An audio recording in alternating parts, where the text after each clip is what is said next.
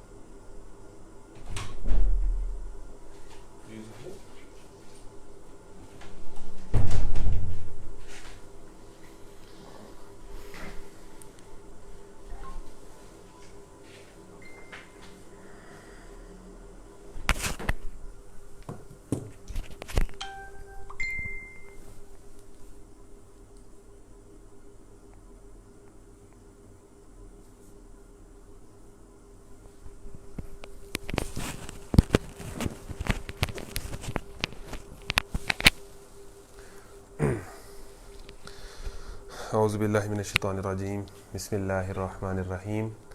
السلام علیکم ورحمۃ اللہ وبرکاتہ۔ بس کچھ ہی دیر میں ہم اپنے آج کے اس لیکچر کا آغاز کرتے ہیں، اور کامنٹس آپ لوگوں نے نہیں کرنے، اور ہم کوشش کرتے ہیں کہ ویڈیو کے جو کامنٹس ہیں وہ ویسے ہی آف کر دیں۔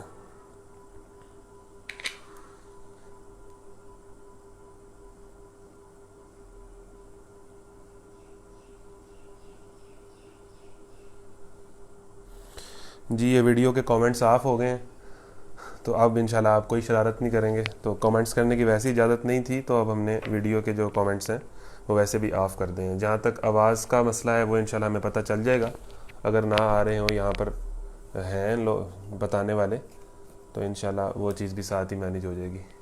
یہ والا قرآن اگر آپ میرے سامنے رکھ دیں۔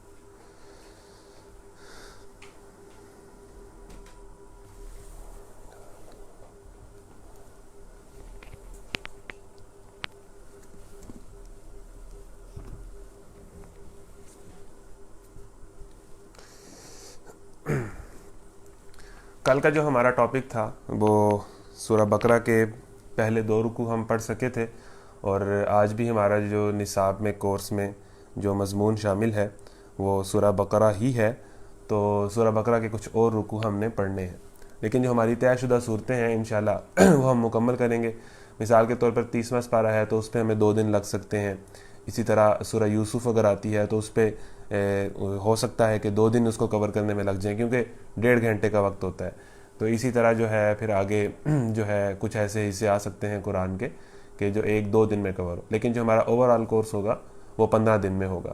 تو سورہ بقرہ کے ہم نے کچھ سلیکٹڈ رکوع رکھے تھے، اور ان رکوع کے اندر جو ہے وہ ایک دن ہم نے 2 پڑھے ہیں، آج ہم 3 سے 4 رکوع پڑھنے کی کوشش کریں گے، اور کل ہم کسی اور مضمون کی طرف جائیں گے۔ تو جو ٹاپک تھا وہ بھی آپ سے شیئر کر دیا گیا تھا۔ ٹاپک میں کیا چیز شامل تھی کہ آج ہم نے جو پڑھنا ہے وہ منافقین کی جو 2 میجر ٹائپس ہیں وہ پڑھنی ہے۔ اس کے بعد ہم نے دا اسٹوری آف ایڈم اینڈ ابلیس، حضرت آدم اور ابلیس کا جو واقعہ ہے، جو آغاز تھا اس دنیا کا، انسانیت کا، وہ پڑھنا ہے، اور purpose of humanity and purpose of creation of mankind and this earth, اس زمین اور انسانیت کو پیدا کرنے کا جو پرپز ہے اللہ تعالیٰ کا، وہ ہم آج کے رکوع میں پڑھیں گے۔ اور آیت الکرسی، ٹھیک ہے نا، جو قرآن کی کہہ لیں کہ حدیث کے مطابق سب سے افضل آیت ہے۔ آیت الکرسی حدیث کے مطابق ایک حدیث میں سب سے افضل آیت بھی قرآن کو اس کو کہا گیا ہے، تو وہ آیت بھی ہم پڑھیں گے، ٹھیک ہے جی۔ تو یہ ہمارا آج کا جو ہمارا ٹاپک ہے، اس میں ہم یہ چیزیں کور کریں گے۔ آپ لوگ غور سے بات کو، لیکچر کو سنیں، اور کوشش کریں کہ آپ اس کے ساتھ ساتھ نوٹس لیں، اور جس جگہ پہ آپ اس لیکچر کو سن رہے ہوں آپ آئسولیشن کے اندر ہوں، ٹھیک ہے، آپ اکیلے ہوں، آپ کسی شور والی جگہ پہ نہ ہوں۔ تو آغاز کرتے ہیں جی۔ اعوذ باللہ من الشیطان الرجیم، بسم اللہ الرحمن الرحیم۔ سورہ البقرہ ہے، اس کو کل ہم نے جہاں سے چھوڑا تھا، اولئک الذین اشتروا الضلالۃ بالہدی فما ربحت تجارتہم وما كانوا مہتدین۔ بسم اللہ الرحمن الرحیم، مثلهم كمثل الذی استوقد نارا فلما اضاءت ما حوله ذهب الله بنورهم وتركهم في ظلمات لا يبصرون ثم بكم عمي فهم لا يرجعون أو كصيب من السماء فيه ظلمات ورعد وبرق يجعلون أصابعهم في آذانهم من الصواعق حذر الموت والله محيط بالكافرين يكاد البرق يخطف أبصارهم كلما أضاء لهم مشوا فيه وإذا أظلم عليهم قاموا ولو شاء الله لذهب بسمعهم وأبصارهم إن الله على كل شيء قدير يا أيها الناس اعبدوا ربكم الذي خلقكم والذين من قبلكم لعلكم تتقون الذي جعل لكم الأرض فراشا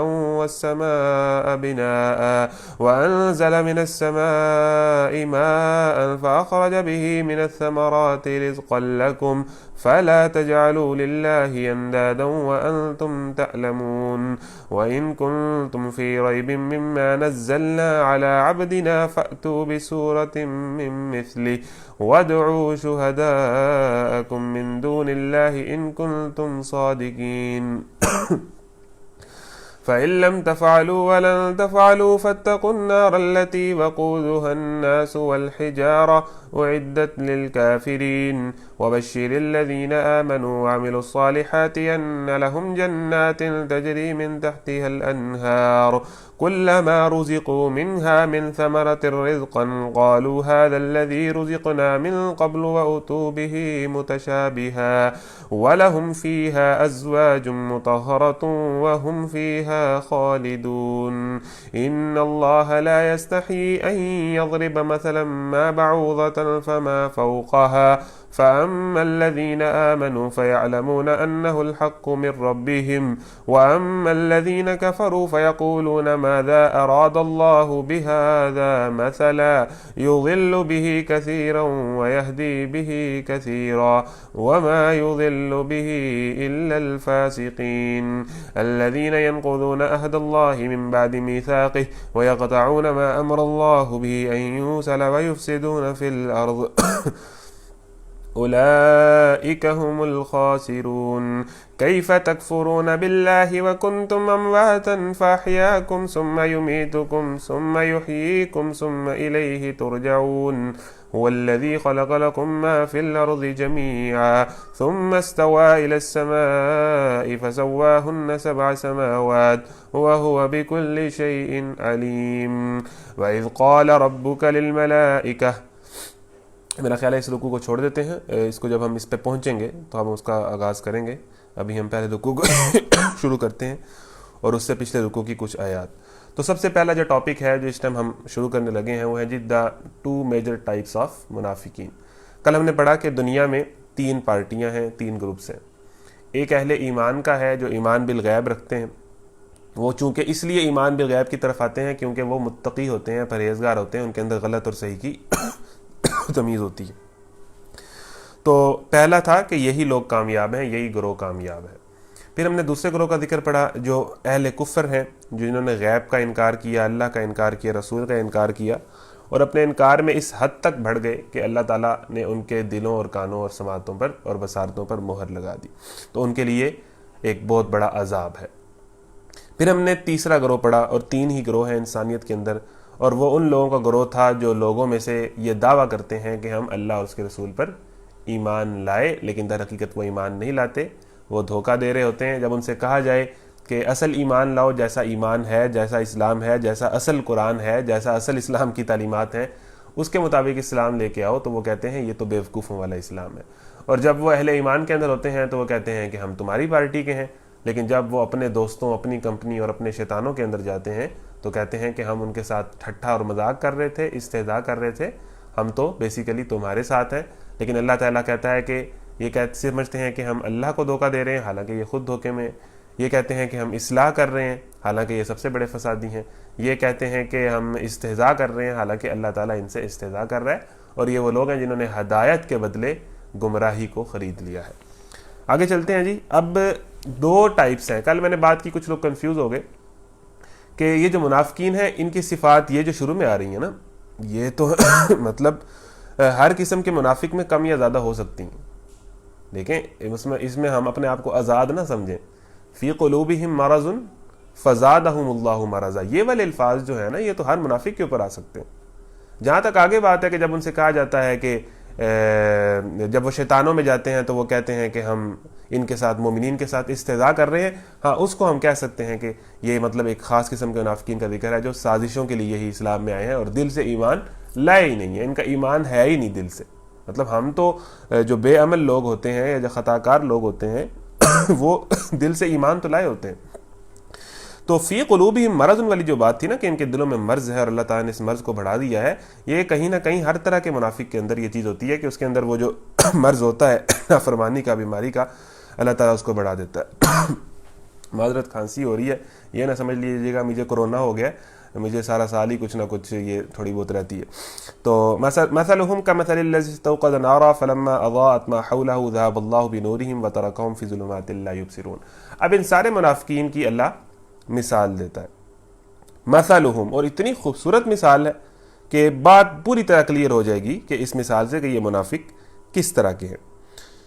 ان کی مثال ایسی ہے جیسے ایک شخص نے آگ روشن کی اور جب اس نے سارے ماحول کو روشن کر دیا تو اللہ نے ان کا نور بصارت سلب کر لیا اور انہیں اس حال میں چھوڑ دیا کہ تاریکیوں میں انہیں کچھ نظر نہیں آتا. یہ تفہیم القرآن ایپ ہے، اگر آپ میرے ساتھ ورڈ ٹو ورڈ چلنا چاہتے ہیں تو آپ اس ایپ کو ڈاؤن لوڈ کر لیں. ہم نے گروپ میں اس کا جو ہے وہ تصویر بھی دی تھی، پلے اسٹور پہ یہ موجود ہے، ایپ اسٹور پہ بھی میرا خیال ہے اس سے ڈیفرنٹ مل جائے گی، تو آپ ڈاؤن لوڈ کر لیں تاکہ آپ میرے ساتھ ساتھ چل سکیں.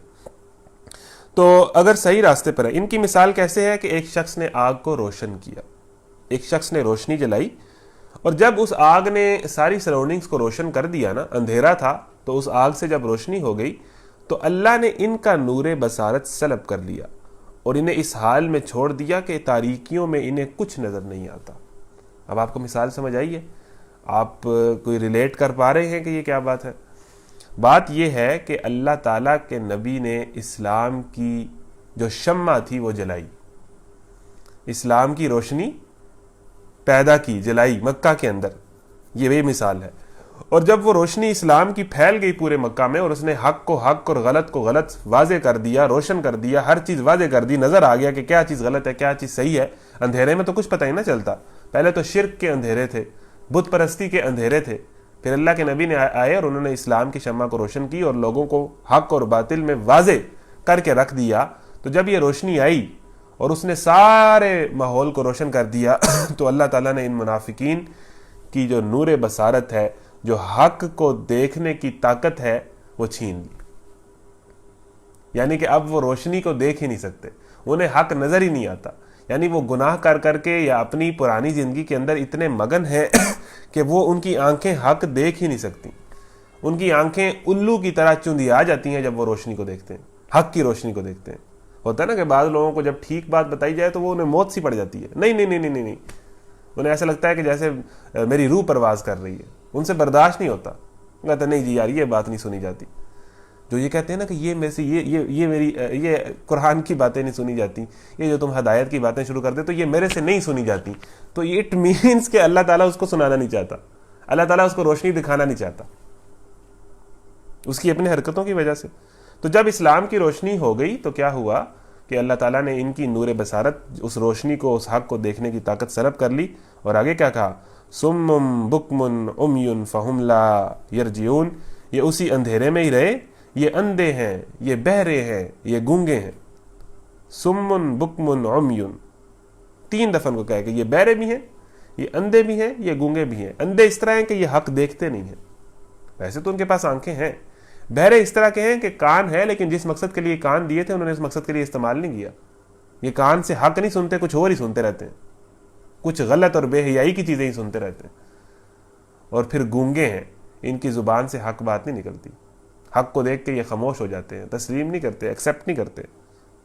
فہم لا یرجعون، اور یہ لوگ پلٹنے والے نہیں ہیں اور انہیں تاریکیوں میں کچھ نظر نہیں آئے گا. یعنی جیسے پہلے اندھیرا تھا روشنی ہونے سے پہلے، تب بھی یہ تاریکی میں تھے، تب تو سارے ہی تاریکی میں تھے. لیکن جب روشنی ہوئی اسلام کی تو کچھ لوگ اس تاریکی سے نکل کے روشنی میں چلے گئے، اور کچھ لوگوں نے یہی پسند کیا کہ ہم نے اندھیروں میں ہی رہنا ہے. اور جنہوں نے یہ پسند کیا کہ ہم نے اندھیروں میں ہی رہنا ہے تو اللہ تعالیٰ نے ان کے لیے روشنیوں کے اندر اندھیرا کر دیا، روشنیوں کے اندر، ان کی آنکھوں کے اندر ان سے بصارت چھین لی حق کو دیکھنے کی. کتنی خوبصورت مثال ہے. یہ بہرے ہیں، گونگے ہیں، اندھے ہیں، یہ اب نہ پلٹیں گے. یا پھر ان کی مثال یوں سمجھو، فَمَثَلُهُمْ أَوْ كَصَيِّبٍ مِّنَ السَّمَاءِ فِيهِ ظُلُمَاتٌ وَرَعْدٌ وَبَرْقٌ. یا پھر ان کی مثال یوں سمجھو کہ آسمان سے زور کی بارش ہو رہی ہے اور اس کے ساتھ اندھیری گھٹا اور کڑک اور چمک بھی ہے. یہ بجلی کے کڑاکے سن کر اپنی جانوں کے خوف سے کانوں میں انگلیاں ٹھونس لیتے ہیں. اب یہ آتا کو سمجھ آئیے؟ اب اس مثال کو ذرا ریلیٹ کیجئے گا کہ پھر میں آپ کو سناتا ہوں. یا پھر ان منافقین کی مثال یوں سمجھو کہ آسمان سے زور کی بارش ہو رہی ہے اور اس بارش کے اندر اندھیری گھٹا بھی ہے، کڑک بھی ہے، چمک بھی ہے، یعنی بجلی بھی گرج رہی ہے. ٹھیک ہے؟ اور یہ بجلی کے کڑاکے سن کر یہ لوگ کیا کرتے ہیں؟ اپنی کانوں میں انگلیاں ڈال لیتے ہیں اپنی جانوں کو بچانے کے خوف سے. اس بارش سے، اس طوفانی بارش سے یا اس بجلی کے کڑاکوں سے وہ ڈر جاتے ہیں اور اپنی جان بچانے کے خوف سے اپنے کانوں میں انگلیاں ٹھونس لیتے ہیں. اور اللہ ان منکرین حق کو ہر طرف سے گھیرے میں لیے ہوئے. اب آپ کے سوال کا جواب آ گیا. اللہ تعالیٰ نے یہاں 2 مثالیں دی ہیں منافقین کی.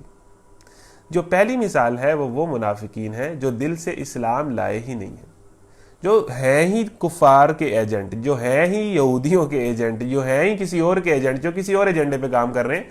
نام ان کا مسلمانوں والا ہے، ٹھیک ہے نا، ان کے نہ عقائد درست ہیں، نہ وہ اسلام، بلکہ وہ تو اسلام کے احکامات کا استہزاء کرتے ہیں.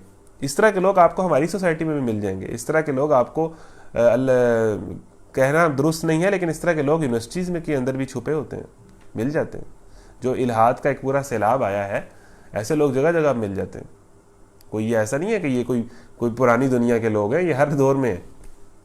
ٹھیک ہے نا، جو مطلب جن کے عقائد ہی درست نہیں ہیں، جو اسلام کو پسند ہی نہیں کرتے، جو اسلام سے ہیٹ کرتے ہیں مسلمان اور مسلمانیت کا دعویٰ کرتے ہیں اور اسلامی احکامات کا مذاق اڑا رہے ہوتے ہیں، اور بیسیکلی وہ دل سے اسلام لائے ہی نہیں ہیں، وہ اسلام کی ترقی نہیں چاہتے، اسلام کے خلاف سازشیں کرنے ہی آئے ہیں. تو پہلی مثال ان منافقین کی تھی. کیا مثال تھی؟ کہ کسی نے آگ جلائی، جب انہوں نے اسلام کی روشنی سے پوری جگہ روشن ہوگی تو ان کی نور بصارت چھین لی گئی. وہ اندھے ہیں، وہ بہرے ہیں، وہ گونگے ہیں، وہ انہی اندھیروں میں رہیں گے، وہ ٹھیک نہیں ہونے والے اور وہ پلٹ کر نہیں آئیں گے. اب جو دوسری مثال ہے نا، وہ ہم جیسوں کی ہے، جس کا آپ بار بار سوال کر رہے تھے. لیکن وہ کل جو میں نے چیزیں پڑھائیں اس میں نے آپ کو پھر بتا دیا کہ اس میں آپ یہ نہیں کہہ سکتے کہ یہ صرف اس لیے ہے. کچھ چیزیں ہمارے پہ بھی آ سکتی ہیں. فی قلوبہم مرض، جیسے میں نے بات کی، اس کو ہم کسی نہ کسی دائرے میں اپنے اوپر بھی لا سکتے ہیں. خدا نہ خواستہ، اللہ نہ کرے، اللہ ہمیں نفاق سے بچائے.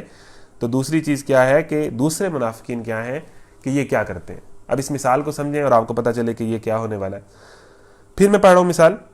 ان کی مثال یوں سمجھو کہ آسمان سے زور کی بارش ہو رہی ہے اور اس کے ساتھ اندھیری گھٹا اور کڑک اور چمک بھی ہے. یہ بجلی کے کڑاکے سن کر اپنی جانوں کے خوف سے کانوں میں انگلیاں ٹھونس لیتے ہیں. اللہ ان منکرین حق کو ہر طرف سے گھیرے میں لیے ہوئے ہے. چمک سے ان کی حالت یہ ہو رہی ہے کہ گویا ان قریب بجلی ان کی بصارت اچک لے جائے گی. جب ذرا کچھ روشنی انہیں محسوس ہوتی ہے تو اس میں کچھ دور چل لیتے ہیں، اور جب ان پر اندھیرا چھا جاتا ہے تو کھڑے ہو جاتے ہیں. اللہ چاہتا تو ان کی سماعت اور بصارت بالکل ہی سلب کر لیتا، یقیناً وہ ہر چیز پر قادر ہے. اللہ اکبر. اب میں آپ کو یہ مثال ذرا ڈیٹیل میں سمجھانا چاہتا ہوں. مثال دیکھ لیں، آسمان سے بارش ہو رہی ہے، بارش بڑی تیز ہے، اور پھر بارش میں بار بار تیز کڑک بجلی بھی جو ہے نا گرجتی ہے، بڑی ٹھا کی آواز سے نا تیز کڑک بجلی بھی چمکتی ہے. ویسے تو بارش بہت اچھی ہوتی ہے، گرمیوں میں بارش تو رحمت ہوتی ہے، بارش تو ٹھنڈی ہوائیں لے کے آتی ہے، بارش تو رحمت کا پیغام لے کے آتی ہے، تو بارش تو بہت اچھی چیز ہے. لیکن بارش کے اندر ایک نیگیٹو چیز کیا ہوتی ہے کہ وہ کیا کرتی ہے، وہ بجلی بھی ہے، کڑک بھی ہے، اس میں وہ خوف بھی ہے، وہ شور بھی ہے، تو وہ چیز بھی اس کے اندر ساتھ ہے، کڑک بھی ہے. تو یہ والے جو منافقین ہیں یہ کیا کرتے ہیں کہ بارش کے اندر جب بجلی کی آواز آتی ہے نا، کڑک کی آواز آتی ہے، تو یہ خوف زدہ ہو جاتے ہیں اور اپنی جان بچانے کے لیے کیا کرتے ہیں کہ اپنی کانوں میں انگلیاں ٹھوس لیتے ہیں اور بات کو سننے سے انکار کر دیتے ہیں. اس سے خوبصورت مثال جو ہے کوئی اور دے نہیں سکتا ان منافقین کی سائیکی بیان کرنے کی. اب آپ سمجھیں، بارش سے مراد ہے اسلام کی رحمت کی بارش، اور جو کڑک ہے نا، جو بجلی ہے، جو میں نے آپ کو کہا تھا کہ ایک خوفناک چیز ہے اس کے اندر، وہ اسلام کا وہ والا حصہ ہے جو مشکل ہے، آسان نہیں ہے. مثال کے طور پر گرل فرینڈ سے بچنا، اپنی نظر کی حفاظت کرنا آسان تو نہیں ہے نا، مشکل کام ہے. پھر جناب سود سے بچنا، ٹھیک ہے، بددیانتی اور کاروبار کے اندر جھوٹ اور بددیانتی سے بچنا، حرام سے بچنا، اور سب سے بڑھ کے اللہ تعالیٰ کی راہ میں جہاد کرنا، ٹھیک ہے نا، 5 وقت نماز با جماعت مسجد میں ادا کرنا. یہ کچھ حصے ہیں جو جن کو مشکل ہے، آسان نہیں ہے. تو یہ جب بارش میں کڑک ہے نا، اس سے مراد یہ ہے اسلام کا مشکل حصہ. مطلب اسلام میں عقائد ہیں، پھر جو ذمہ داریاں ہیں، نماز روزہ تو بہت سارے لوگ کر بھی لیتے ہیں، لیکن جب جہاد کی بات آتی ہے، جب اللہ کی راہ میں لڑنے کی باری آتی ہے، جب اسلام کو ڈیفینڈ کرنے کی باری آتی ہے، جب دشمن حق کے سامنے حق بولنے کی باری آتی ہے، جب کاروبار کے اندر سے حرام نہ کھانے کی باری آتی ہے اور جھوٹ سے بچنے کی باری آتی ہے، جب امانت دار ہونے کی باری آتی ہے، جب گرل فرینڈ سے بچنے کی باری آتی ہے، یونیورسٹیز کے اندر اپنی آنکھوں کی حفاظت کرنے کی باری آتی ہے، تو یہ مشکل پارٹ ہے نا. تو اس سے مراد ہے اس بارش، رحمت کی بارش کے اندر کڑک جو مشکل ہے. تو یہ منافقین کیا کرتے ہیں، سوکھا سوکھا آسان آسان اسلام قبول کر لیتے ہیں. چلو نماز شماز پڑھ لیا کریں گے، ٹھیک ہے نا، ہاں ٹھیک ہے، مطلب اللہ رسول کو ماننا، بعض اوقات نعت خوانی کی مجلس میں چلے جانا، کسی میلاد کی مجلس میں چلے جانا، ٹھیک ہے نا، کبھی کسی غریب کی مدد کر دینا، ٹھیک ہے نا. یہ آسان چیزیں ہیں، نیکی کی باتیں ہیں، لیکن آسان ہے. یہ ان منافقین کو قبول ہے. لیکن جب باری آتی ہے مشکل کام کی، اللہ کے اس حکم کی جس کے اوپر اپنے آپ کو کنٹرول کرنا ہوتا ہے، تو یہ کیا کرتے ہیں، اپنی کانوں میں انگلیاں ٹھونس لیتے ہیں. نہ نہ نہ نہ، یہ والا کام نہیں ہم کر سکتے، یہ والی چیز نہیں ہم کر سکتے، یہ چیز نہیں ہوگی، یہ والی کر لیں گے، یہ چیز نہیں ہم کر سکتے. تو یہ اپنی کانوں میں انگلیاں ٹھونس لیتے ہیں. تو پرابلم ہے، یہ اپنی کانوں میں انگلیاں ٹھونس لیتے ہیں جب مشکل حکم کی باری آتی ہے. ٹھیک ہے جی. اور پھر یہ کیا کرتے ہیں آگے، اس سے بھی عجیب الفاظ ہے کہ وہ کیا کرتے ہیں کہ ان قریب اللہ ان منکرین حق کو ہر طرف سے گھیرے میں لیے ہوئے ہیں. یہ دوسرے منافقین ہیں. ٹھیک ہے. چمک سے ان کی حالت یہ ہو رہی ہے کہ گویا ان قریب بجلی ان کی بصارت اچک لے جائے گی. یعنی یہ اسلام کے مشکل احکامات سے اتنا ڈرتے ہیں اور اتنا ان کو جو ہے وہ اگنور کر رہے ہیں کہ جی میرے سے نہیں ہوتا، میں یہ چیز نہیں کر سکتی، جی 2020 آ گیا ہے، میرا گھر نہیں اجازت دیتا، میرا معاشرہ نہیں اجازت دیتا، میرا کلچر نہیں اجازت دیتا، یہ ہے وہ ہے، مجبوریاں ہوتی ہیں، آپ کو کیا پتا میں کن حالات سے گزر رہی ہوں. کنٹینیوسلی اللہ کے احکامات جو تھوڑے سے مشکل ہیں فالو کرنا، جب ان کو اگنور کرتے چلے جاتے ہیں تو اللہ تعالیٰ کہتا ہے کہ ان قریب ان کی حالت کیا ہو جائے گی، ان کی بصارت چھین لی جائے گی. وہی حالت جو پچھلے منافقین کی ہے. بات سمجھے آپ؟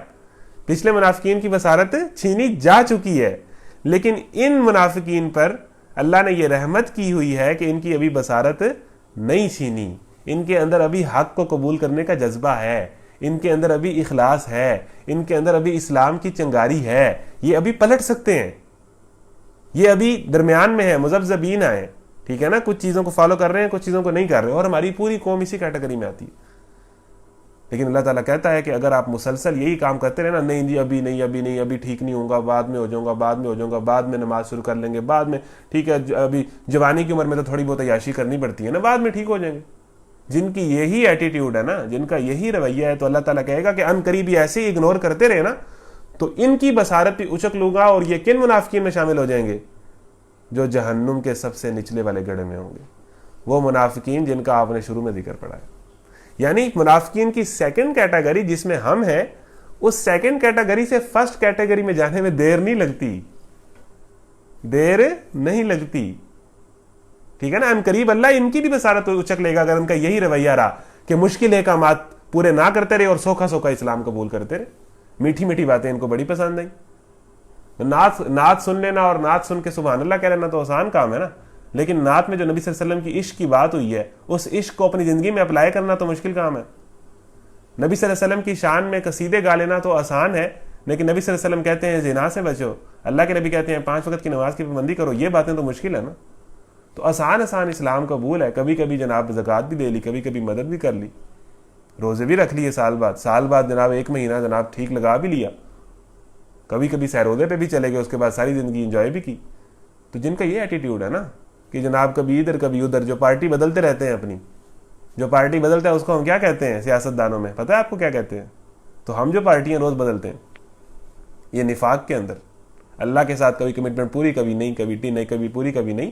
ان قریب اللہ ان کی بصارت اچک لے گا، لیکن اللہ کی رحمت ہے کیونکہ یہ اسلام سے مخلص ہیں، ان میں وہ والی صفات نہیں ہے جو ان میں تھیں، سازشی لوگ یہ نہیں ہیں، یہ اسلام کا نقصان نہیں کرنے آئے، اس لیے اللہ تعالیٰ ان پہ رحمت کر رہا ہے، ان کو موقع دے رہا ہے، ان کو موقع دے رہا ہے۔ لیکن اگر ان کا کنٹینیوسلی یہ ایٹیٹیوڈ رہا تو اللہ ان کی بصارت بھی اچک لے جائے گا۔ اور اگلے الفاظ سنیں، جب ذرا کچھ روشنی انہیں محسوس ہوتی ہے تو اس میں کچھ دور چل لیتے ہیں۔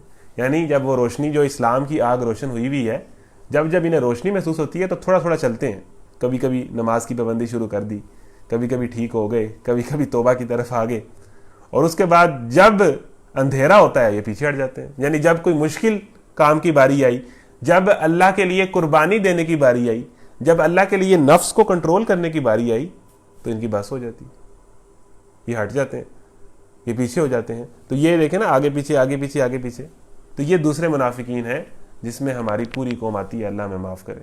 تو اللہ تعالیٰ کیا کہتا ہے؟ اللہ چاہتا، اگلی آیت ہے اور یہ منافقین کی مثال ختم ہو جائے گی، پھر ہم اگلے ٹاپک پہ جا رہے ہیں۔ اللہ چاہتا تو ان کی بصارت بھی سلب کر لیتا، ان کی سماعت بھی سلب کر لیتا۔ وَلَوْ شَاءَ اللَّهُ لَذَهَبَ بِسَمْعِهِمْ وَأَبْصَارِهِمْ إِنَّ اللَّهَ عَلَى كُلِّ شَيْءٍ قَدِيرٌ۔ اللہ ہر چیز پر قادر ہے۔ اگر اللہ رحمان اور رحیم بھی ہے نا، تو اللہ کے لیے کوئی مشکل کام نہیں ہے کہ وہ کسی کو عذاب دے، اس کے فیصلے اٹل ہیں۔ تو اللہ کہہ رہا ہے کہ میں ان کو موقع دیا ہوا ہے، ابھی بھی ٹائم ہے یہ پلٹ آئیں، ابھی بھی ٹائم ہے یہ توبہ کر لیں، ابھی بھی ٹائم ہے یہ قرآن کی طرف آ جائیں، ابھی بھی ٹائم ہے یہ اپنی زندگیاں تبدیل کر لیں۔ نہیں تو میں ان کو اگر یہ کنٹینیوسلی اگنور کرتے رہے نا کہ جی بعد میں نیک ہو جاؤں گا، بعد میں پوری طرح مسلمان ہو جاؤں گا، تو ان قریب یہ اس کیٹیگری میں چلے جائیں گے جس کیٹیگری میں پچھلے منافقین ہیں اور جن کی واپسی کی امید کوئی نہیں ہے، جو اندھے ہیں، بہرے ہیں، گونگے ہیں، جو مہر لگ چکی ہیں جن کے اوپر۔ تو اس کیٹیگری سے اس کیٹیگری میں اگر غفلت کریں گے تو ہم جا سکتے ہیں۔ تو اللہ تعالیٰ کہہ رہا ہے کہ میں چاہوں تو ان کی بصارتیں اور سماعتیں سلب کر لوں، لیکن میں نہیں کر رہا، کیونکہ ان کے اندر کچھ اخلاص ہے، کچھ چنگاری ہے، کچھ تڑپ ہے، کچھ ان کے اندر ابھی امید باقی ہے، کچھ ان کے اندر جذبہ ہے، کچھ ان کے اندر اس بات کی فکر ہے کہ میں نے اللہ کے پاس جانا ہے۔ تو اس لیے میں نے ان کے ساتھ یہ رحمت کی ہوئی ہے کہ ان کی ابھی بصارت سلب نہیں کی، ان کے اندر یہ احساس رکھا ہوا ہے کہ میں نے ٹھیک ہونا ہے، میں نے قرآن کو فالو کرنا ہے۔ نہیں تو جب یہ احساس بھی چلا جائے گا نا کہ میں نے ٹھیک ہونا ہے تو پھر وہ ایمان بھی نکل چلا جائے گا۔ اللہ تعالیٰ ہر چیز پر قادر ہے۔ یہ ہے جی منافقین کی 2 صفات۔ تو دنیا میں 3 پارٹیاں، نمبر 1 اہل ایمان، نمبر 2 اہل کفر، ان کی 2 ٹائپس ہیں، ایک بیان ہوئی ہے۔ نمبر 3 منافقین، اور منافقین کی 2 مثالیں ہیں۔ یہی 3 پارٹیاں اس دنیا میں، اور اللہ تعالیٰ نے کس پارٹی کو کامیاب کیا؟ سیمی منافقین کو کامیاب کیا؟ نہیں۔ پورے منافقین کو کامیاب کیا؟ نہیں۔ ان دونوں کو تو عذاب کی وعیدیں سنائی ہیں۔ کس کو کامیاب کا ہے؟ صرف اس گروہ کو جو ایمان بالغیب اور اس کے مطابق عمل کرتا ہے، آخرت پر یقین رکھتا ہے، نماز قائم کرتا ہے، وَمِمَّا رَزَقْنَاهُمْ يُنْفِقُونَ، وہی لوگ ہدایت پر ہیں اور وہی کامیاب ہیں۔ باقی سارے کامیابی کے کنسیپٹ جو تمہارے ہیں نا، جس کے پاس گاڑی آ گئی، بنگلہ آ گیا، تنخواہ 2 لاکھ ہو گئی، ڈگری جس کے پاس اچھی آ گئی، وہ کنسیپٹ تمہارے ہیں۔ قرآن کا یہ کنسیپٹ نہیں ہے کامیابی کا۔ تو ٹھیک ہے، تو اب سوچ لیں کہ ہم کس پارٹی میں ہیں اور ٹائم سے پارٹی بدل لیں، اس پہلے گروہ میں شامل ہو جائیں جس کو کامیابی کی خوشخبریاں سنائی گئی ہیں۔ انسانوں کے اندر یہی 3 طرح کے لوگ پائے جاتے ہیں۔ آگے چلتے ہیں جی، اگلی کہانی ہے جی، اللہ تعالیٰ ہمیں ہر طرح کے نفاق سے بچائے، ہم اللہ سے دعا کرتے ہیں، اور ہمیں اللہ تعالیٰ سچا مومن بنائے۔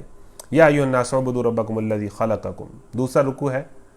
اب میں اس کی تلاوت کر دیتا ہوں اور اس کے بعد ہم آگے چلیں گے۔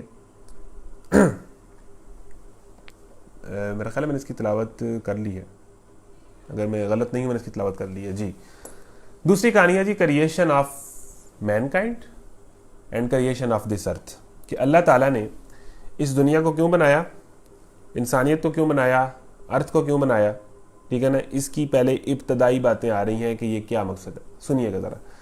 یا ایھا الناس اعبدوا ربکم الذی خلقکم والذین من قبلکم لعلکم تتقون، اے انسانوں۔ اب آپ دیکھیں اللہ تعالیٰ نے 3 پارٹیوں کا ذکر کیا، یہ منافقین ہیں اور یہ ان کی مثالیں ہیں، یہ اہل کفر ہیں اور یہ اہل ایمان ہیں۔ اب اللہ تعالیٰ دیکھیں جب غصے کی باتیں کرتا ہے، غضب کی باتیں کرتا ہے، انسانوں سے ناراض ہوتا ہے، تو میں نے آپ کو پہلے کہا تھا کہ وہ الرحمن الرحیم، تو ساتھ ہی اس کی رحمت بھی جاگ اٹھتی ہے۔ اب ان تینوں طرح کے لوگوں کو اللہ تعالیٰ کیا کہہ رہا ہے، اے لوگو یا ایھا الناس۔ اب ان ساروں کو وہ اپنا ہی بندہ کہہ رہا ہے، اپنے ہی بنائے ہوئے لوگ کہہ رہے ہیں، بندے تو ہم اللہ کے ہی ہیں، اللہ نہیں پیدا کیے ہیں، چاہے وہ کافر ہیں، چاہے وہ منافق ہیں، چاہے وہ اہل مومن ہیں۔ تو اب اللہ تعالیٰ ان تینوں پارٹیوں کو علیحدہ علیحدہ مخاطب کر کے نا، جس طرح ایک ٹیچر ہے نا، وہ کلاس میں تم 3 ادھر ہو جاؤ، تم 4 ادھر ہو جاؤ، تم 6 ادھر ہو جاؤ، پہلے 3 کو علیحدہ لیکچر دے، پھر 4 کو علیحدہ لیکچر دے، پھر 6 کو علیحدہ لیکچر دے، اور پھر اس کے بعد وہ کہے کہ اب تم ساروں کے لیے لیکچر ہے، اب تم سارے اس بات کو کان کھول کے سنو۔ تو یہی کام اللہ نے کیا ہے کہ قرآن کے سٹارٹ میں سارے انسانوں کو علیحدہ علیحدہ کر کے مخاطب کیا ہے، اہل ایمان، اہل کفر، اینڈ دین منافقین، اور منافقین کو تو سب سے زیادہ مخاطب کیا ہے، سب سے زیادہ ذکر ہی منافقین کا ہے، اور پھر ان ساروں کو اکٹھا کر کے کہا اے لوگو اب میری بات سنو، یا ایھا الناس، اب سارے میری کان کھول کے بات سنو، میں چاہتا کیا ہوں۔ یا ایھا الناس اعبدوا ربکم الذی خلقکم والذین من قبلکم لعلکم تتقون، ایک ہی مطالبہ ہے اللہ کا۔ یہ جو کہتے ہیں کہ جی اسلام مشکل ہے، سمجھ نہیں آتی کیا کرنا ہے کیا نہیں کرنا، سمپل کہانی ہے، یا ایھا الناس اعبدوا، اے انسانوں بندگی کرو، عبادت کرو، کس کی؟ اپنے رب کی۔ عبادت تو بنتی اس کی ہے، حکم تو مانا ہی اس کا جاتا ہے جو آپ کا باس ہو، ٹھیک ہے نا، اطاعت تو اس کی جاتی ہے جو آپ کا ماسٹر ہو، تو تم اس کی اطاعت کرو جو تمہارا رب ہے۔ اور رب کے میننگ میں سورہ فاتحہ میں بتانا بھول گیا، رب کے میننگ کیئر ٹیکر کو بھی کہتے ہیں، رب پالنے پوسنے والے کو بھی کہتے ہیں، رب مینیجر کو بھی کہتے ہیں۔ یعنی مثال کے طور پر میرے پاس بہت ساری زمینیں، ٹھیک ہے نا، میں آپ تھوڑی سی مثال ایزی کر لیں کہ میں ایک یونیورسٹی کا وائس چانسلر ہوں، یا کہہ لیں کہ میں ایک اسکول کا ڈائریکٹر ہوں، یہ زیادہ ایزی ہو جائے گا۔ میں ایک اسکول کا ڈائریکٹر ہوں اور اس اسکول کو ٹیچر چلا رہے ہیں یا پرنسپل چلا رہے ہیں یا جو بھی ہیں، تو جو اسکول کا ڈائریکٹر ہے، کوئی بندہ اسکول کا ڈائریکٹر ہے، تو وہ اسکول کا ڈائریکٹر ہے، وہ اسکول کا مالک ہے، لیکن اس اسکول کے جو انٹرنل معاملات اپریٹ کر رہا ہے وہ کون کر رہا ہے؟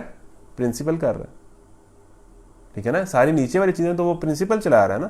ڈائریکٹر کے پاس تو کچھ ایشوز آتے ہیں، کچھ اہم ایشوز آتے ہیں، ٹھیک ہے نا، کچھ خاص چیزوں پہ گائیڈنس آتی ہے، نیچے جو آپریٹ کر رہا ہے وہ تو ٹیم کر رہی ہے، لیکن مالک کون ہے اسکول کا؟ وہ ڈائریکٹر ہے۔ بات سمجھے آپ؟ تو اللہ تعالیٰ اس دنیا کا ڈائریکٹر بھی ہے اور پھر آپریٹر بھی ہے، یہ نہیں کہ اس کے نیچے کوئی اور کام کر رہا ہے۔ وہ رب جو ہے وہ مینیجر بھی ہے پوری دنیا کا، پھر اس کے بعد لک آفٹر کرنے والا بھی ہے، ساری چیز کو مینیج کر کے اوپر تک لے کے آنے والا، چلانے والا بھی وہی ہے، کیئر ٹیکر بھی وہی ہے، یعنی آل ان آل مینجمنٹ کے جو سارے پہلو ہیں دنیا کے وہ اللہ کے پاس، انسانیت کے، دنیا کے، پوری کائنات۔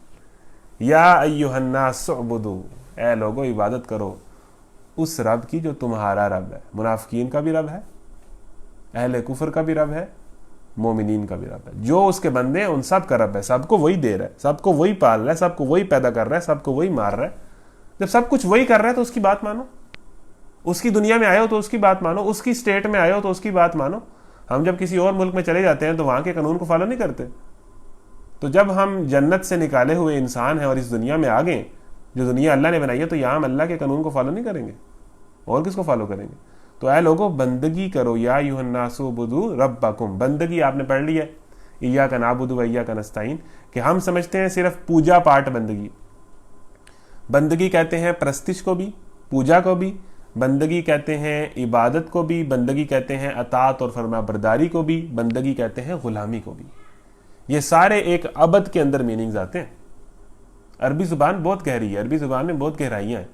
عبد کے اندر اطاعت بھی ہے, فرما برداری بھی ہے, غلامی بھی ہے, پوجا پرستش بھی ہے. تو اے لوگو, عبادت کرو اپنے رب کی, الذی خلقکم. اب اس میں ایک اور بات, اللہ تعالیٰ نے قرآن میں کیا کہا؟ یا ایھا الناس, اے لوگو. اب کچھ لوگ جو کہتے ہیں کہ جی قرآن صرف بریلویوں کے لیے آیا ہے, قرآن صرف جناب اہل تشیع کے لیے آیا ہے, قرآن صرف وہابیوں کے لیے ہے, یا قرآن صرف ہمارے لیے ہے, یا قرآن صرف مسلمانوں کے لیے. آپ کون ہوتے ہیں قرآن کو محدود کرنے والے؟ قرآن تو ساری انسانیت کے لیے. اگر قرآن کی ساری انسانیت کے لیے نہ ہوتا تو یہاں پر کسی فرقے کا نام مینشن ہوتا. یا ایھا الذین آگے فلانا, یا ایھا الذین آگے فلانا, یا ایھا المسلمون ہوتا, یا ایھا الکافرون ہوتا. اللہ سارے انسانوں کا رب ہے. یہ قرآن جو ہے نا, یہ جو قرآن ہے, یہ صرف میرے لیے نہیں آیا, یہ صرف آپ کے لیے نہیں آیا, یہ ساری انسانیت کے لیے آیا ہے. یہ جو انڈیا کے ایکٹر ایکٹریسز ہیں نا, جن کو آپ فالو کر رہے ہوتے ہیں ہم نوجوان, یہ کتاب ان کے لیے بھی ہدایت بن کر آئی ہے. انہیں اس طرف لانا ہے. یہ جو کافر ہیں بہت بڑی تعداد میں, 8 ارب لوگوں کے انسان ہیں, یہ سارے اس کے پیمانے کے اوپر آئیں گے تو حق ہوں گے, کیونکہ یہ اللہ کی کتاب ہے. اور اللہ کی کتاب صرف پاکستان والوں سے مخاطب نہیں ہے, صرف مسلمانوں سے مخاطب نہیں ہے. ساری انسانیت کو یہ دعوت دیتی ہے کہ اللہ کے بندے بنو, کیونکہ یہ قرآن اللہ کا ہے اور ساری انسانیت کا مالک اللہ ہے. تو قرآن کسی ایک خاص محدود فرقے کے لیے نہیں آیا, سارے انسانوں کا قرآن ہے. یہ میرا قرآن بھی ہے, یہ آپ کا قرآن بھی ہے. کوئی اسے ایک خاص دائرے تک محدود نہیں کر سکتا. تو یا ایھا الناس اعبدوا ربکم الذی خلقکم. اے لوگو, ایک مطالبہ ہے, ساری باتیں سننے کے بعد ایک مطالبہ ہے کہ عبادت کرو اپنے رب کی. کیوں کرو جی؟ پہلی وجہ کیوں کرو, آگے ریزنز آ رہی ہیں, اور یہ ریزن ہمیں قائل کر لیتی ہیں کہ جی عبادت تو اسی کی بنتی. خلقکم, پہلی ریزن کہ اس نے تمہیں پیدا کیا. والذین من قبلکم, اور اس لیے بھی کہ جو تم سے پہلے آئے تھے ان کو بھی پیدا کیا. یعنی تمہیں بھی اس نے پیدا کیا اور تمہارے باپ دادا کو بھی اسی نے ہی پیدا کیا. یعنی کہ تم جدی پشتی, وہ پیچھے سے اللہ تعالیٰ کے غلام ہو, حضرت آدم سے لے کے اب تک. یعنی کوئی کہہ رہا ہے کہ میں اب اس کا غلام بنا ہوں, ایسا نہیں ہے. تمہارے باپ دادا کو پیدا کرنے والا بھی اللہ تھا, تمہارے بڑوں کو پیدا کرنے والا بھی اللہ تھا, دنیا میں جتنے انسان آئے ہیں سب کو پیدا کرنے والا بھی اللہ تھا. ایک تو اس لیے اللہ کی بندگی کرو کہ میں نے تمہیں پیدا کیا ہے, میں تمہارا کریٹر ہوں, خالق ہوں. ایک اس لیے بندگی کرو کہ میں تمہارا رب ہوں, تمہیں دے بھی رہا ہوں, پال بھی رہا ہوں, پوس بھی رہا ہوں, نعمتیں بھی دے رہا ہوں, وسائل بھی دے رہا ہوں, لک آفٹر بھی کر رہا ہوں, اس لیے بندگی کرو. پھر میری بندگی اس لیے کرو کہ تمہارے جو باپ دادا تم سے پہلے گزرے ہیں ان سب کو بھی میں نے ہی پیدا کیا ہے, ان سب کا بھی خالق میں ہی ہوں. لعلکم تتقون, تاکہ تم تقوی اختیار کرو. یہ ہے جی پہلی آیت. لوگوں, بندگی اختیار کرو اپنے اس رب کی جو تمہارا اور تم سے پہلے سے جو لوگ گزرے ہیں ان سب کا خالق ہے. تمہارے بچنے کی توقع اسی صورت ہو سکتی ہے. تقوی کہتے ہیں بچنا. یعنی اگر ہم اسلامی اصطلاح میں دیکھیں تو ہم تقوی کو میننگ یہ لیتے ہیں کہ تقوی یہ ہے کہ اللہ کے خوف سے, گناہوں سے بچنا, اللہ کی نافرمانی سے بچنا. تو تقوی بچنے کو کہتے ہیں. تو اللہ کہہ رہا ہے کہ دا اونلی وے, ایک سنگل آپشن ہے اگر تم اللہ کے عذاب سے بچنا چاہتے ہو تو وہ اللہ کی بندگی ہے. یعنی اور کوئی رستہ نہیں ہے. ہم نے جو مختلف رستے نکالے ہوئے ہیں نا, کہ کوئی اس طرح, کوئی اس طرح, کوئی اس طرح, ایک ہی رستہ جاتا ہے, وہ اللہ کی بندگی ہے. اور وہی اللہ کی بندگی کر کے ہی تم اللہ کے غضب سے بچ سکتے ہو, اور کوئی آپشن نہیں ہے. یعنی رستہ ایک ہی ہے قرآن جو اللہ نے بتا دیا. یعنی آپ کو ایک مالک کہہ رہا ہو کہ آپ پاس اس صورت میں ہوں گے کہ جب آپ یہ کام کریں گے, تو آپ کوئی اور کام کریں گے تو وہ پاس آپ کو نہیں کرے گا. آپ اس کی جناب منتیں ترلے شروع کر دیں، نہیں جی نہیں جی نہیں جی آپ میں یہ بھی کرتا ہوں یہ بھی کرتا ہوں یہ بھی کرتا ہوں، لیکن جو آپ چیز مجھے بتا رہے ہیں نا میں یہ نہیں کر سکتا، آپ مجھے معاف کر دیں. ایسے نہیں ہوگا. اس نے جو چیز بتائی ہے کہ آپ کے بچنے کی توقع ہے بندگی سے، تو بالکل اپنے آپ کو سیکیور کرنا ہے، سیف کرنا ہے، تو ایک ہی رستہ ہے، وہ ہے تقویٰ کا راستہ. بچنے کا ایک ہی رستہ ہے اللہ تعالیٰ کی بندگی. ہمارے بڑوں کا بھی ایک ہی رستہ ہے بچنے کا، ہمارے آنے والوں کا بھی یہی رستہ ہے بچنے کا، ہمارا رستہ بھی یہی ہے. آگے چلیں جی. تمہارے بچنے کی توقع اسی صورت ہو سکتی ہے، وہی تو ہے جس نے تمہارے لیے زمین کا فرش بچھایا. اب اللہ تعالیٰ ایک ایک چیز گنا رہا ہے کہ تم میری بندگی کیوں کرو. الذی جعل لکم الارض فراشا والسماء بناء، وہی تو ہے جس نے تمہارے لیے زمین کا فرش بچھایا، آسمان کی چھت بنائی. اب دیکھیں ایک چھت کھڑی کرنی ہو نا، ایک گھر بنانا ہو تو سال لگ جاتا ہے. ایک کمرے کی چھت کھڑی کرنی ہو، لینٹر ڈالنا ہو کتنا ٹائم لگ جاتا ہے. لیکن یہاں آپ دیکھیں کہ اللہ تعالیٰ نے اتنا بڑا آسمان چھت بنا دیا ہے، بغیر کسی کیل کے، بغیر کسی لکڑی کے، بغیر کسی اینٹ کے ہمارے اوپر آسمان کی چھت ہے. اور کب سے کھڑی ہے؟ ایک گھر کتنی دیر چل جاتا ہے انسانوں کا بنایا ہوا؟ 10 سال، 15 سال، 20 سال، 25 سال، 50 سال، 100 سال، 200 سال. وہ چھت اتنا بڑا چھت ہے، اور جب سے دنیا بنی ہے تب سے ہے، اور رہتی دنیا تک وہ چھت رہے گا. وہ تو آسمان تب پھٹے گا نا جب قیامت آئے گی، اللہ کے اذن سے ہی پھٹے گا. تو آسمان کو جس نے چھت بنایا، زمین کو جس نے فرش بنایا، اور پھر آگے کیا کیا؟ اوپر سے پانی برسایا، اور پھر کیا کیا؟ اور اس کے ذریعے سے ہر طرح کی پیداوار نکال کر تمہارے لیے رزق بہم پہنچایا. پس تم جب یہ جانتے ہو تو دوسروں کو اللہ کا مد مقابل نہ ٹھہراؤ. ابھی اللہ تعالیٰ پورا سسٹم جو اس دنیا میں چل رہا ہے نا، اس کا ذکر کر رہا ہے کہ اس نے زمین بنائی، زمین کے اوپر آسمان بنایا، اور زمین کو چلانے کے لیے کیا سسٹم بنایا؟ آسمان سے پانی برسایا. اگر آسمان سے پانی نہ برسے مجھے بتائیں، اگر آسمان سے پانی نہ برسے تو کوئی ایک انسان زندہ ہو؟ ایک انسان بھی زندہ نہیں بچے گا. کیسے؟ آگے لکھا ہوا ہے آسمان سے جب پانی برستا ہے تو کیا ہوتا ہے؟ زمین سے ہر طرح کی پیداوار نکلتی ہے، ہر طرح کا رزق نکلتا ہے، اور پھر تم اس رزق کو کھاتے ہو. یعنی کہ وہ ثابت کر رہا ہے کہ میں رب کس طرح ہوں. اللہ تعالیٰ نے شروع میں کیا کہا؟ یا ایھا الناس اعبدوا ربکم الذی خلقکم. رب میں نے کہا تھا کہ صرف کریٹر بھی ہو، خالق کریٹر بھی ہے، پھر اس کے بعد مینیجر بھی ہے.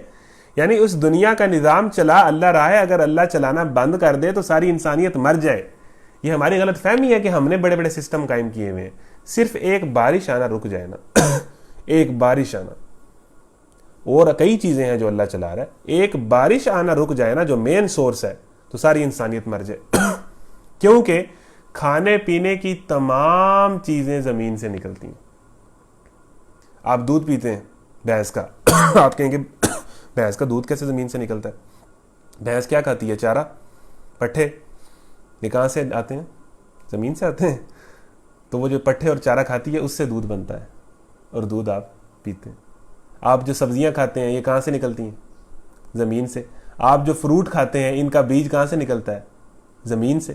کھانے پینے کی کوئی چیز جو آپ کے منہ میں جاتی ہے، کوئی چیز، وہ الٹیمیٹلی زمین سے نکلتی ہے. ڈائریکٹلی یا انڈائریکٹلی وہ زمین سے نکلتی ہے، اور زمین سے تب تک کوئی چیز نہیں نکلے گی جب تک اوپر سے پانی نہیں برسے گا. تو یہ سسٹم ہے اللہ تعالیٰ کا. اوپر سے پانی برستا ہے، زمین سے رزق ابلتا ہے، اور انسان کھا رہا ہے اور پی رہا ہے اور جی رہا ہے. یعنی اس کی دنیا میں، اس کے نظام میں، اس کے برسائے ہوئے پانی سے رزق نکلنے سے، اس کا رزق کھا کے ہم لوگ زندہ ہیں، اور ہم اس کی بندگی نہیں کرتے. اس کی سٹیٹ میں، اس کی دنیا میں، اس کا رزق، اس کے نظام کو. یہ کتنے عجیب انسان ہے. پھر آپ کہتے ہیں کہ اللہ تعالیٰ جہنم میں کیوں جلائے گا؟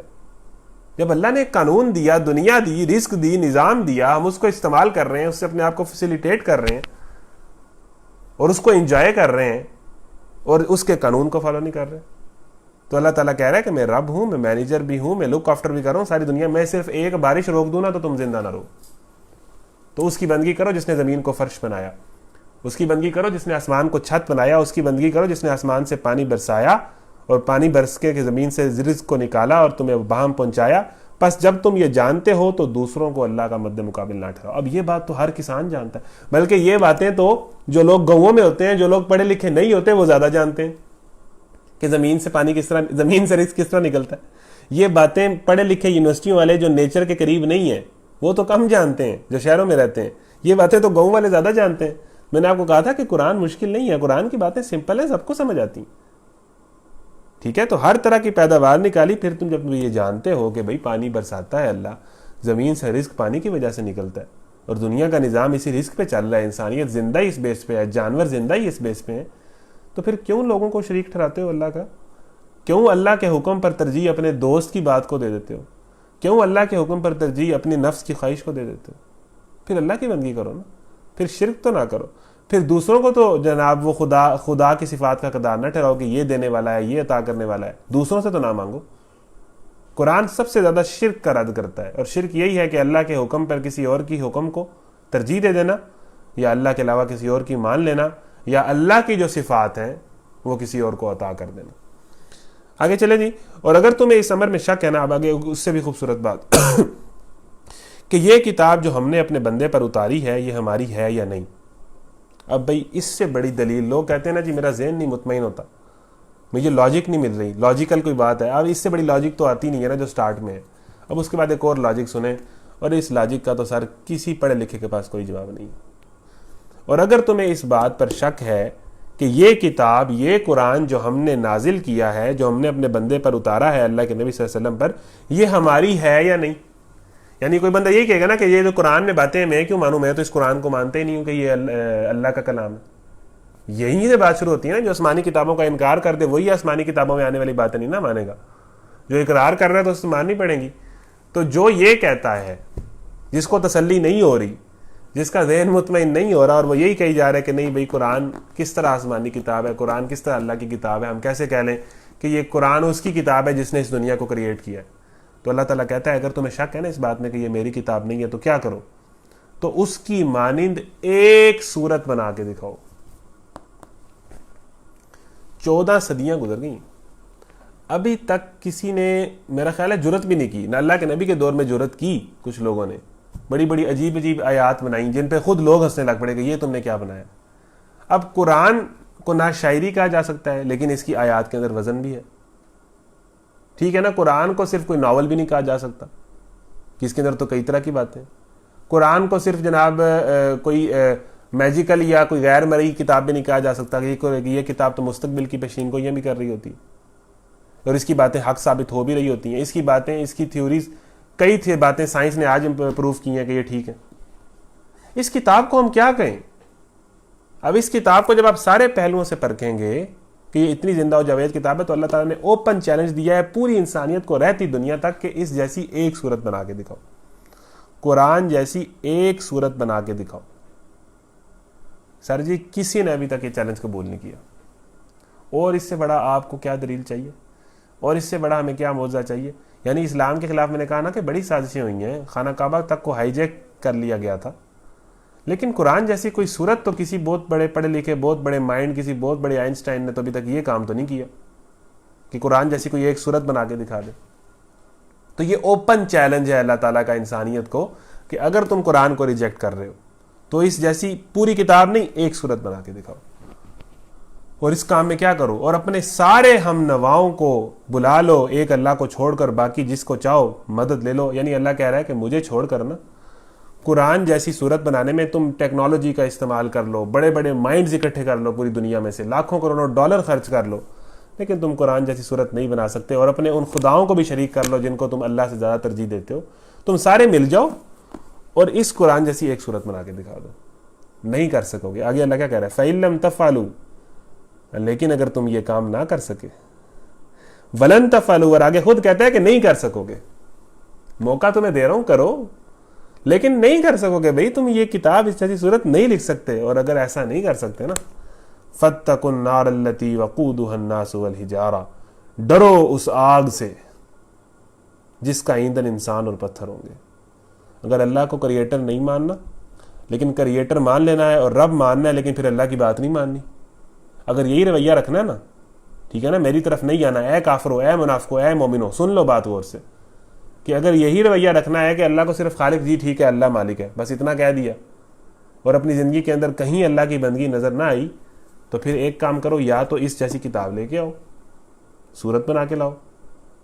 سیکنڈ آپشن آپ کے پاس پھر یہی ہے کہ ڈرو اس آگ سے جس کا ایندھن انسان اور پتھر ہے۔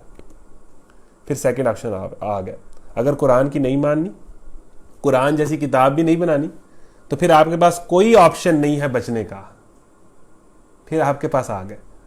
بڑی کلیئر بات اللہ تعالیٰ نے سارے انسانوں کو کہہ دی۔ اب کوئی کہے جی نہیں وہ انسان ایسا ہے اور وہ انسان ایسا ہے، اس کی مجبوریاں ہیں، تو اللہ تعالیٰ اگر کسی کی مجبوریاں ہوتی تو لازمی یہاں مینشن کر دیتا، یا ایھا الناس اعبدوا ربکم، سارے انسانوں کو مخاطب کیا اور ایک بات کی، میری بندگی کرو کیونکہ میں خالق ہوں، مالک ہوں، کریٹر ہوں، ساری دنیا چلا رہا ہوں۔ نہیں کرنی تو پھر اس قرآن جیسی کوئی صورت لے کے آؤ، اور یہ بھی نہیں کر سکو گے تو پھر ڈرو پھر آگ سے، اس کے علاوہ تمہارے پاس کوئی آپشن نہیں۔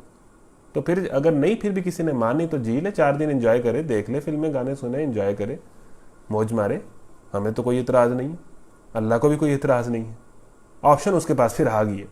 پھر اس کے بعد یہ گلہ نہ کرے کہ یہ کیوں ہے، یہ پھر اعمال کا حساب کیوں ہے، ٹھیک ہے جی۔ تو عدت للکافرین، وہ آگ جو ہے وہ انکار کرنے والوں کے لیے بنائی گئی ہے۔ جہاں بھی اللہ عذاب کی بات کرتا ہے وہیں اللہ تعالیٰ کی رحمت بھی جاگتی ہے۔ اگلی بات کیا ہے؟ وَبَشِّرِ الَّذِينَ آمَنُوا وَعَمِلُوا الصَّالِحَاتِ أَنَّ لَهُمْ جَنَّاتٍ تَجْرِي مِن تَحْتِهَا الْأَنْهَارُ كُلَّمَا رُزِقُوا مِنْهَا مِن ثَمَرَةٍ رِزْقًا قَالُوا هَذَا الَّذِي رُزِقْنَا مِن قَبْلُ وَأُتُوا بِهِ مُتَشَابِهًا وَلَهُمْ فِيهَا أَزْوَاجٌ مُطَهَّرَةٌ وَهُمْ فِيهَا خَالِدُونَ۔ بس یہی ایت پڑھتے ہیں، پھر اگلے رکوع پہ جاتے ہیں، ہم نے جلدی جلدی کور کرنا ہے کہ اب اللہ تعالیٰ کی رحمت کا ذکر ہے۔ اور اے پیغمبر، جو لوگ اس کتاب پر ایمان لے آئے، اس قرآن پر جو ایمان لے آئے، اس قرآن کی جو بات مان لے، جو کہ جی ٹھیک ہے آپ کی بات بالکل لاجیکل ہے، بالکل حق ہے، میرے پاس اور کوئی آپشن بھی نہیں ہے، میں آپ کی بندگی کرنے کے لیے تیار ہوں اور کروں گا، میں اپنے آپ کو اس کے مطابق ڈھالوں گا۔ تو اللہ کیا کہتا ہے؟ اے پیغمبر، جو لوگ اس کتاب کے مطابق یہی پہ مانا ہے، کوئی تھیوری کسی سائنسدان کے فلسفے، کسی بہت بڑے پڑھے لکھے آدمی کی لکھی ہوئی کتاب وہ پیمانہ نہیں ہے۔ زندگی کس طرح گزارنی ہے یہ قرآن پیمانہ ہے۔ تو جو اس کے مطابق اپنے عمل درست کر لیں، جو یہ فیصلہ کر لیں کہ نہیں جی عمل قرآن کے مطابق ہے، زندگی اللہ کے حکم کے مطابق گزارنی ہے، تو کیا کرو؟ انہیں خوشخبری دے دو کہ ان کے لیے ایسے باغ ہیں جن کے نیچے نہریں بہتی ہوں گی۔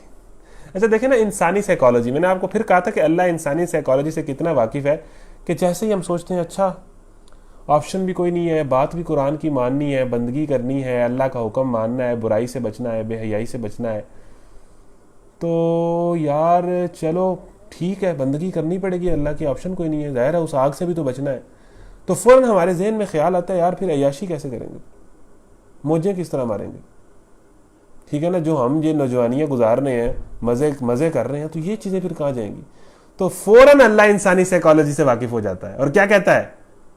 جو لوگ اپنے اس عمل سے درست کر لیں قرآن کے مطابق، وہ پریشان نہ ہو کہ عیاشی کیسے کریں گے، ان کے لیے باغ ہیں، ان کے لیے جنتیں ہیں، ان کے لیے حوریں، نو وریز۔ آپ دیکھیں اللہ انسانی سائیکالوجی سے کتنا واقف ہے، اور بالخصوص نوجوانوں کی، کہ ساتھ ہی کہا کہ بندگی کرو میری، اور تمہارے ذہن میں خیال آتا ہے کہ یار یہ مشکل ہے، چلو اب کرنی تو پڑے گی، تو ٹینشن کس بات کی؟ وَبَشِّرِ الَّذِينَ آمَنُوا، اے اللہ کے نبی ان کو خوشخبری دو جو قرآن کے مطابق زندگیاں گزاریں گے، کہ جو اس طرح اس پہ ایمان لائیں گے، اور صرف ایمان ہی نہیں لائیں گے، اس کے ساتھ نیک اعمال بھی کریں گے، یعنی اس کے مطابق عمل بھی کریں گے، صرف کلمہ نہیں چلے گا بھائی، نیک اعمال، بار بار ایمان کے ساتھ نیک اعمال کا ذکر ہے، نیک اعمال کا ذکر ہے، نیک اعمال قرآن میں جہاں آپ اٹھائیں، الذین آمنوا وعملوا الصالحات، یعنی صرف ایمان، صرف کلمہ پڑھ لینا کافی نہیں ہوتا، اپنی زندگی کو قرآن کے مطابق ڈھالنا اصل بات ہے۔ تو جو اس کے مطابق ڈھال لیں گے کیا ہوگا؟ ان لہم جنات، ان کے لیے تو جنتیں ہیں، تجری من تحتها الانہار، اور ایسی جنتیں ہیں جن کے نیچے نہریں بہتی ہوں گی۔ اور کہا جاتا ہے کہ جس جنتی کی سب سے چھوٹی جنت ہوگی نا، جس جنتی کی سب سے چھوٹی جنت ہوگی وہ زمین اور آسمان سے بڑی ہوگی، جن کے نیچے نہریں بہتی ہیں۔ کلما رزقوا منها من ثمرۃ الرزق، اور ان جنتوں میں کیا دیا جائے گا؟ رزق دیا جائے گا، پھل دیے جائیں گے۔ قالوا هذا الذي رزقنا من قبل، جب ان کو وہ پھل ملیں گے تو وہ کہیں گے اس طرح کے پھل تو ہم نے دنیا میں بھی کھائے تھے۔ وَأُتُوا بِهِ مُتَشَابِهًا وَلَهُمْ فِيهَا أَزْوَاجٌ مُطَهَّرَةٌ، اور ان کے لیے وہاں پاکیزہ بیویاں ہوں گی۔ ہم فِيهَا خالدون، اور پھر اس جنت میں کتنی دیر رہیں گے؟ 100 سال، 200 سال؟ یوفون اور جائز کی آفر کتنی دیر کے لیے ہوتی ہے؟ مہینے کے لیے، 2 مہینے کے لیے، 3 مہینے کے لیے، ساری آفریں محدود مدت کے لیے ہوتی ہیں۔ اللہ کی آفر کیا ہے؟ قرآن پر عمل کرنا ہے 4 دن کی زندگی، اور پھر بعد میں عیاشی کتنے دن مارنی ہے؟ انلمیٹڈ۔ اور جنہوں نے قرآن پر نہیں عمل کرنا انہوں نے عیاشی کتنی کرنی ہے؟ 4 دن، اور بعد میں عذاب کتنے دن بھگتنا ہے؟ انلمیٹڈ. تو کون سا رستہ ٹھیک ہے بھائی؟ بالکل باتیں کلیئر ہیں کہ جو قرآن کی زندگی مطابق آپ کو ڈھال لے گا اس کے بعد اس کے لیے جنتیں ہیں، اس کے لحاظ کے لیے حوریں ہیں، اس کے لیے ازواج مطہرات ہیں، اس کے لیے پھل ہیں، اس کے لیے نہروں والی جنتیں. ہم فیہا خالدون، اور اس میں پھر وہ 4 دن نہیں رہے گا. یہاں پر تو خوشی آتی ہے پھر غم آ جاتا ہے، یہاں تو دولت آتی ہے چلی جاتی ہے، وہاں وہ ہمیشہ کی زندگی گزارے گا. Very clear to the point باتیں ہیں قرآن کے اندر. اگلے رکوع کی طرف آ جائیں. یہ جو رکوع ہے story of Adam and story of ابلیس، یہ ذرا بڑا زبردست واقعہ ہے. اب آپ کو پتہ چلے گا کہ جی انسانیت کا اب یہ جو ہم نے پڑھا تھا کہ اللہ تعالیٰ نے اس دنیا کو کیوں بنایا ہے، اس انسانیت کو کیوں بنایا ہے، پرپز آف مینکائنڈ کیا ہے؟ ایک ہی مقصد ہے سارے انسانوں کو بنانے کا کہ اللہ چاہتا ہے کہ اس دنیا کو میں نے بنایا ہے، میں اس کا نظام چلا رہا ہوں. تو purpose of mankind is only بندگی. انسان کو بنانے کا مقصد وما خلقت الجن والانس الا لیعبدون، صرف اللہ کی بندگی ہے. اور بندگی غلامی بھی ہے، اطاعت بھی ہے، عبادت بھی ہے، پوجا پرستش بھی. ٹھیک ہے جی. اور جو نہیں کرے گا اس کے لیے جہنم ہے، اور جو کرے گا اس کے لیے جنت ہے. Simple, very very simple. یہ وقتی زندگی ہے، 4 دن کی زندگی ہے. جس نے آنا ہے اس نے جانا ہے، جس نے اس کے مطابق رہنا ہے وہ کامیاب ہے، جس نے اس کو چھوڑ دینا ہے وہ ناکام ہے، اس کے لیے سزا ہے. چلیں جی اگلا رکوع آ جائیں. وَإِذْ قَالَ رَبُّكَ لِلْمَلَائِكَةِ، آپ رکوع پر آ جائیں کچھ آیات چھوڑ کے. اب اس کو ہم پڑھتے ہیں.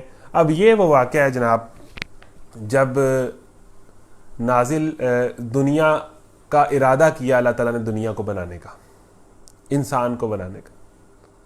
وَإِذْ قَالَ رَبُّكَ لِلْمَلَائِكَةِ إِنِّي جَاعِلٌ فِي الْأَرْضِ خَلِيفَةً قَالُوا أَتَجْعَلُ فِيهَا مَن يُفْسِدُ فِيهَا وَيَسْفِكُ الدِّمَاءَ وَنَحْنُ نُسَبِّحُ بِحَمْدِكَ وَنُقَدِّسُ لَكَ قال إني أعلم ما لا تعلمون وعلم آدم الأسماء كلها ثم عرضهم على الملائكة فقال أنبئوني بأسماء هؤلاء إن كنتم صادقين قالوا سبحانك لا علم لنا إلا ما علمتنا إنك أنت العليم الحكيم قال يا آدم أنبئهم بأسمائهم فلما أنبأهم بأسمائهم قال ألم أقل لكم إني أعلم غيب السماوات والأرض وأعلم ما تبدون وما كنتم تكتمون وإذ قلنا للملائكة اسجدوا لآدم فسجدوا إلا إبليس أبى واستكبر وكان من الكافرين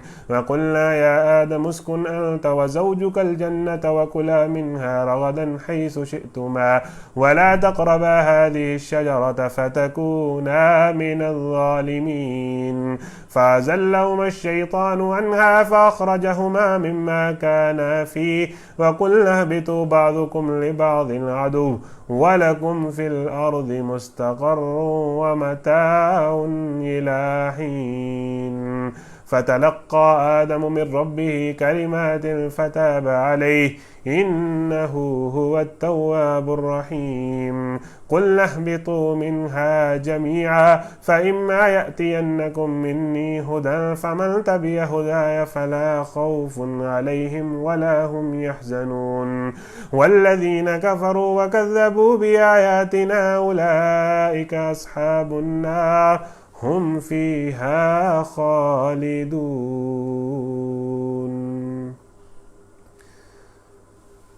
پھر ذرا اس وقت کا تصور کرو جب تمہارے رب نے فرشتوں سے کہا تھا کہ میں زمین میں ایک خلیفہ بنانے والا ہوں. انہوں نے عرض کیا کیا آپ زمین میں کسی ایسے کو مقرر کرنے والے ہیں جو اس کے انتظام کو بگاڑ دے گا اور خون ریزیاں کرے گا؟ آپ کی حمد و ثنا کے ساتھ تسبیح اور آپ کے لیے تقدیس تو ہم کر ہی رہے ہیں. فرمایا میں جانتا ہوں جو کچھ تم نہیں جانتے.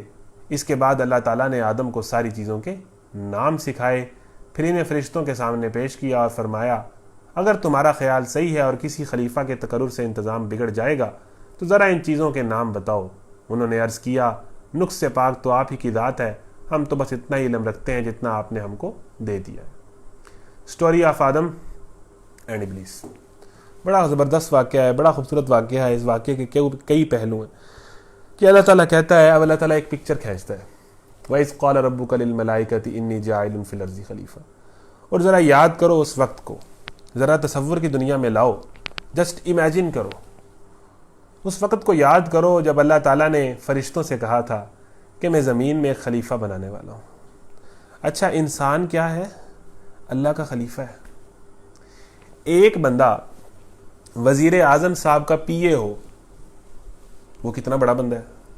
جو وزیر اعظم صاحب کا پی اے ہے, نائب ہے, وزیر اعظم صاحب کا نائب ہے, اب اس سے اسپیسیفکلی وہ الٹی سیدھی حرکتیں نہیں کرے گا بھائی, نہیں تو وزیر اعظم صاحب تو اس کو نائب نہیں بنائیں گے. ظاہر ہے وہ بہت زیادہ ہائیلی کوالیفائڈ ہوگا, وہ بہت زیادہ میچور ہوگا, اسے لوگوں کو ڈیل کرنا بہت زیادہ آتا ہوگا, ٹھیک ہے, وہ پتہ نہیں کن مراحل سے گزرا ہوگا, اس میں کتنی صلاحیتیں ہوں گی, کتنی کیپیبلٹیز ہوں گی, تبھی وہ وزیر اعظم کا نائب بنا نا, وزیر اعظم کا نائب بنا, سیکٹری بنا, خلیفہ بنا. تو اس سے پھر اسپیسیفکلی وہ الٹی سیدھی حرکتیں نہیں کرے گا. مثال کے طور پہ فوج کا ترجمان ہے, اس کا ایک لیول ہے, یہ حکومت کا ترجمان ہے, اس کا ایک لیول ہے. تو اللہ تعالیٰ نے انسان کو بھلا کیا بنایا ہے؟ اپنا خلیفہ, اپنا ترجمان, اپنا نائب. یہ ہے انسان کی پوزیشن. اور میں نے آپ کو کہا تھا کہ پوری دنیا کا بھی کوئی بادشاہ ہو, اس بادشاہ کو جب آپ اللہ سے کمپیئر کریں گے سورہ فاتحہ میں, آپ کہیں گے یار کیا بات کرتے ہو, یہ تو مقابلہ بنتا ہی نہیں ہے. تو ہم بحیثیت انسان, ہمیں اتنا بڑا درجہ اللہ نے دیا ہے, اتنا بڑا درجہ دیا اللہ نے دیا ہے کہ ہم بحیثیت انسان اتنی بڑی بلا ہے, اتنی بڑی چیز ہے کہ ہم اللہ کے نائب ہیں, اللہ کے خلیفہ ہیں, اور ہم ٹک ٹاک پہ ناچ رہے ہیں. یہ ہماری حرکتیں. اتنی بڑی آپ کی پوزیشن ہے اور آپ کر کیا رہے ہو؟ آپ ناچ رہے ہو. آپ جناب ہوس کی پجاری بنے ہوئے ہو. اپنی پوزیشن تو دیکھو, آپ کس مقام پہ اللہ نے آپ کو فائز کیا ہے, اور حرکتیں دیکھو. انی جاعل فی الارض خلیفہ. اللہ تعالیٰ نے فرشتوں سے, اس بات پہ اللہ نے فرشتوں کو قائل کیا. اللہ انسان کے لیے اپنی ساری کمیونٹی جو اس ٹائم تھی فرشتوں کی, اور ایک ابلیس تھا جن, تو اللہ تعالیٰ نے اس کے ساتھ کیا کیا, اس کو لے جائے. اللہ تعالیٰ نے نائب بنایا انسان کو. انی جاعل فی الارض خلیفہ. اب آپ سنیں آگے کیا ہوا. اب فرشتوں نے کہا اے اللہ, فرشتے ڈھیر سارے تھے, ان لمیٹڈ تھے, نہ ختم ہونے والے تھے, کہ اے اللہ آپ ایک ایسے انسان کو خلیفہ بنا رہے ہیں اور اس کو اتنے اختیارات دے رہے ہیں, اتنا بڑا مقام دے رہے ہیں جو آپ نے ہمیں آج تک نہیں دیا, خلیفہ بنا رہے ہیں اپنا, یعنی اس کے پاس اتنے اختیارات ہیں. یعنی انسان اتنی پاورفل چیز ہے کہ آپ نے دیکھا نہیں انسان کتنی پاورفل چیز ہے. ٹھیک ہے, ٹیکنالوجی اس کے ہاتھ میں, دنیا اس کے ہاتھ میں, ایون شیر جیسا جانور اس کے پنجرے میں, کوئی چیز اس سے بچی ہوئی نہیں ہے, ایٹم بم اس کے ہاتھ میں. یہ اللہ کے دیے ہوئے اختیارات ہیں نا, عقل بہت بڑی چیز ہے جو اللہ نے دی. تو فرشتوں نے کہا اے اللہ جی, آپ ایک اپنی تخلیق کو اتنے اختیارات دے رہے ہیں, اتنی پاورز دے رہے ہیں, اتنی کیپیبلٹیز دے رہے ہیں, اپنے خلیفے کا درجہ دے رہے ہیں, تو کہیں یہ نہ ہو کہ یہ فساد کرنے لگ پڑے, اپنی پاورز کا غلط استعمال کرنے لگ پڑے, الٹی سیدھی حرکتیں شروع کر دے, زمین میں دنگا فساد کرے. آپ اتنی پاورز دے رہے ہیں, فرشتوں کے پاس تو پاورز نہیں ہے نا. فرشتے تو اللہ کے حکم کی نافرمانی کر ہی نہیں سکتے. انہیں تو اللہ نے کہا ہے, انہوں نے بس روبوٹ کی طرح وہی کرنا ہے, وہ اللہ کی نافرمانی کر ہی نہیں سکتے, ان کے اندر مادہ ہی نہیں. لیکن انسان خلیفہ, انسان کے پاس اختیارات, تو فرشتوں کا جو پوائنٹ تھا وہ ویلڈ تھا. انہوں نے اپنے طور پہ تو اسی طرح ہی وعد کی کہ اللہ آپ جس کو اتنے اختیارات دے رہے ہیں اپنی سمجھ کے مطابق, وہ تو زمین میں دنگا فساد کرے گا, آپ اسے اپنا خلیفہ بنا رہے ہیں. تو اللہ نے آگے سے کیا کہا کہ جو میں جانتا ہوں وہ تم نہیں جانتے. اب یہ جو بات ہے نا, یہ بڑی حکمت کی بات ہے. پھر اللہ تعالیٰ نے اس کو ثابت کیا. اب یہ واقعہ میں چاہتا ہوں کہ میں اسی پہ ٹائم لوں, یہ بڑا خوبصورت واقعہ ہے, اس کے کئی پہلو ہیں سمجھنے کے. وَعَلَّمَ آدَمَ الْأَسْمَاءَ كُلَّهَا. اللہ تعالیٰ نے فرشتوں کو کہا کہ نہیں فرشتوں, جو میں جانتا ہوں نا, جو چیز میں نے پلان کی ہوئی ہے نا, جو میں نے سوچا ہوا ہے نا, وہ تمہاری بات ابھی تمہارے سمجھ میں نہیں آئی, تم اس کو اور پہلو سے دیکھ رہے ہو. اب اللہ تعالیٰ کا کیا پلان تھا انسان کو بنا کر, اللہ تعالیٰ کس طرح کی تخلیق کرنا چاہتا ہے. اب فرشتوں نے ایک اور بات کی. فرشتوں نے کہا اے اللہ, ہم سارے آپ کی حمد و ثنا کر تو رہے ہیں, اگر آپ کو اپنی عبادت کے لیے مخلوق چاہیے تو ہم ہیں نا, ہم آپ کی بات مان تو رہے ہیں, ہم آپ کی خدائی مان تو رہے ہیں, ہم آپ جو کہتے ہیں کر تو رہے ہیں, تو پھر یہ ایک نئی مخلوق بنانے کی کیا ضرورت ہے. ٹھیک ہے نا. تو یہ بات فرشتوں نے کی. تو اللہ نے کہا جو میں جانتا ہوں وہ تم نہیں جانتے. پھر اللہ تعالیٰ نے آگے کیا کیا. اب فرشتے اور انسان کا نا تھوڑا سا فرق سمجھ لیں. فرشتہ وہ چیز ہے جو اللہ کے حکم کی خلاف ورزی کر ہی نہیں سکتا, اس کے اندر مادہ ہی نہیں ہے, اس کے لیے پاسبل ہی نہیں. مثال کے طور پہ حضرت اسرافیل ہیں, وہ سور پھونکیں گے قیامت والے دن, سور پکڑ کے بیٹھے ہوئے ہیں, وہ اسی طرح اسی پوزیشن میں ہیں. قیامت والے دن جب قیامت کا آئے گا, وہ صدیوں سے اس پوزیشن میں ہیں, صدیوں اس پوزیشن میں رہیں گے. اللہ جانے کب قیامت آئے گی, اور پھر ایک حکم ہوگا کہ آپ نے سور پھونکنا ہے. ان کا یہی کام ہے. لیکن وہ اس کے لیے بنائے گئے ہیں. ان کے لیے پاسبل ہی نہیں ہے فرشتوں کے لیے اللہ کے حکم کی نافرمانی کرنا. اسرائیل موت کا فرشتہ, ٹھیک ہے نا, اسرافیل, پھر میکائیل رزق کا اہتمام کرنے والا وغیرہ, تو یہ بارشوں کا, تو ان کے لیے پاسبل ہی نہیں ہے ایک فرشتے کے لیے وہ روبوٹ کی مانند ہے کہ وہ اللہ کے حکم کی نافرمانی کرے. انسان کے لیے پاسبل ہے کہ وہ اللہ کے حکم کی نافرمانی کرے. انسان کے لیے پاسبل ہے, انسان کر سکتا ہے. فرشتوں کے اندر گناہ کی طرف کشش ہی نہیں ہے. ایک بندے کے اندر کشش ہی نہ ہو, یعنی ایک بندے کو قورمہ پسند ہی نہیں ہے. ایک بندے کو قورمہ, بھینس کا گوشت جو ہے, بھینس کا گوشت, بیف کہہ لیں, بھینس کا گوشت ایک بندے کو پسند ہی نہیں. تو جب ہم اس بندے سے کہیں گے یار تم نے بھینس کا گوشت نہیں کھانا, اس کے لیے بھینس کا گوشت سے بچنا مشکل کام ہوگا؟ نہیں, اسے پسند ہی نہیں ہے, اس کی اس طرف کوئی کشش ہی نہیں ہے. اور ایک بندے کو بیف بڑا پسند ہے, وہ بیف دیکھ کے پاگل ہو جاتا ہے, وہ بیف چھوڑتا ہی نہیں ہے. جہاں سے بیف مل جائے وہاں تو وہ ہر چیز بھول جاتا ہے. جب ہم اس بندے کو کہیں گے بیف سے بچو, تو اس کے لیے بچنا مشکل ہوگا. اور وہ کیا کرے گا, کیونکہ اس کی اس طرف کشش ہے, وہ پھر فراڈ کرے گا, وہ چھپ چھپا کے بیف کھائے گا, ٹھیک ہے نا, وہ کوئی ہینکی پھینکی کرے گا, وہ کرپشن کرے گا. تو انسان اور فرشتے کا یہ معاملہ ہے. انسان کے اندر گناہ کے لیے بہت کشش ڈالی ہے اللہ نے ڈالی ہے, فرشتوں کے اندر ڈالی نہیں ہے. فرشتوں کے لیے پاسبل ہی نہیں. یہ فرق ہے فرشتے اور انسان کا. اس لیے پھر اب آپ کہیں کہ انسان کا یہ فرق ہے, تو فرشتوں کو, انسان فرشتوں سے بہتر کیوں ہے؟ سوال تو پیدا ہوتا ہے نا, کہ انسان کے اندر گناہ کے لیے کشش بھی ہے, گناہ وہ کرتا بھی ہے, ٹھیک ہے, گناہ گار بھی ہے, زمین میں دنگا فساد انسان نے کیا ہوا ہے. تو پھر فرشتوں پہ فضیلت کیوں ہے انسان کو؟ جنوں پہ, یہ ابلیس کو کیوں کہا کہ سجدہ کرو انسان کو؟ اتنی فضیلت کیوں دی؟ اللہ کا خلیفہ کیوں بنا دیا انسان کو اللہ نے؟ آپ کے ذہن میں سوال تو پیدا ہوتا ہے نا, کہ جو گناہ بھی کر رہا ہے, جس کے اندر گناہ کے لیے کشش بھی ہے, تو مجھے یہ بتائیں کہ جس بندے کے لیے آپ کا ایک دوست ہے, اور آپ کی دوست سے کمٹمنٹ ہوئی ہے, وفادار دوست ہے, اور آپ نے اسے کہنا ہے کہ یار تم نے میرے کہنے پہ بیف نہیں کھانا, لیکن آپ کے دوست کو بیف بڑا ہی پسند ہے, بڑا ہی پسند ہے, ٹھیک ہے نا, اور وہ اس کے بغیر رہ نہیں سکتا, لیکن وہ آپ کی دوستی میں, آپ کی وفاداری میں اس کے سامنے بیف کے ٹیبل لگے ہوں, اور روز آ کے لگیں, اور وہ بیف نہ کھائے, تو ہم اسے کیا کہیں گے؟ اور دوسرا دوست ہو جس کو بیف سے ویسی نفرت ہے, اور وہ بیف سے بچے, تو مجھے بتائیں کہ کس کو زیادہ ریوارڈ ملے گا؟ جس کے اندر بیف کے لیے کشش تھی اور اس کے باوجود اس نے بیف نہیں کھایا, آپ کی وفاداری میں, آپ کی دوستی میں, آپ کی محبت میں. جس کے اندر بیف کے لیے کشش ہی نہیں تھی, تو اس کو کون سا ریوارڈ ملنا چاہیے بھائی؟ اس کا تو کوئی ریوارڈ نہیں بنتا. تو اسی لیے فرشتے کے لیے پاسبل ہی نہیں ہے اللہ کے حکم کی نافرمانی کرنا, اور فرشتوں کے اندر کشش ہی نہیں ہے گناہ کی طرف, تو فرشتوں کا ریوارڈ بھی کوئی نہیں ہے. فرشتوں کو نہ جنت ملنی ہے نہ جہنم ملنی ہے. انسان جو گناہ کی طرف کشش رکھتے ہوئے, اتنے زیادہ پاور اور اختیارات رکھتے ہوئے, جب گناہ نہیں کرتا, تو پھر اللہ تعالیٰ کیا کہتا ہے؟ میں تمہیں جنت دوں گا.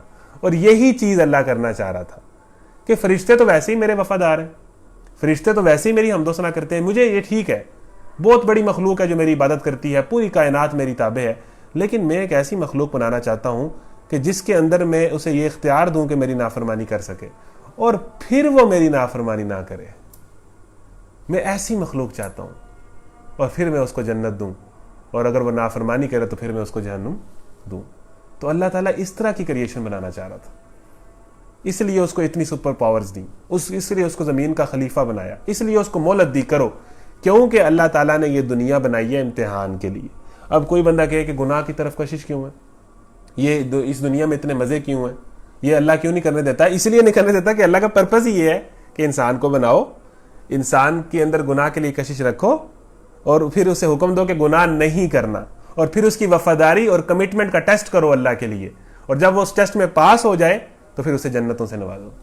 یہ تھا اللہ کا سٹائل, یہ تھا اللہ کا ارادہ, یہ تھا اللہ کا پلان انسان کو بنانے میں. اور یہی وجہ ہے کہ انسان گناہ کی طرف کشش رکھتے ہوئے بھی جب گناہ نہیں کرتا تو وہ فرشتوں سے بلند ہو جاتا ہے, وہ تمام مخلوقات سے بلند ہو جاتا ہے, وہ اشرف المخلوقات ہو جاتا ہے, اس لیے اس کا ریوارڈ بھی ہے.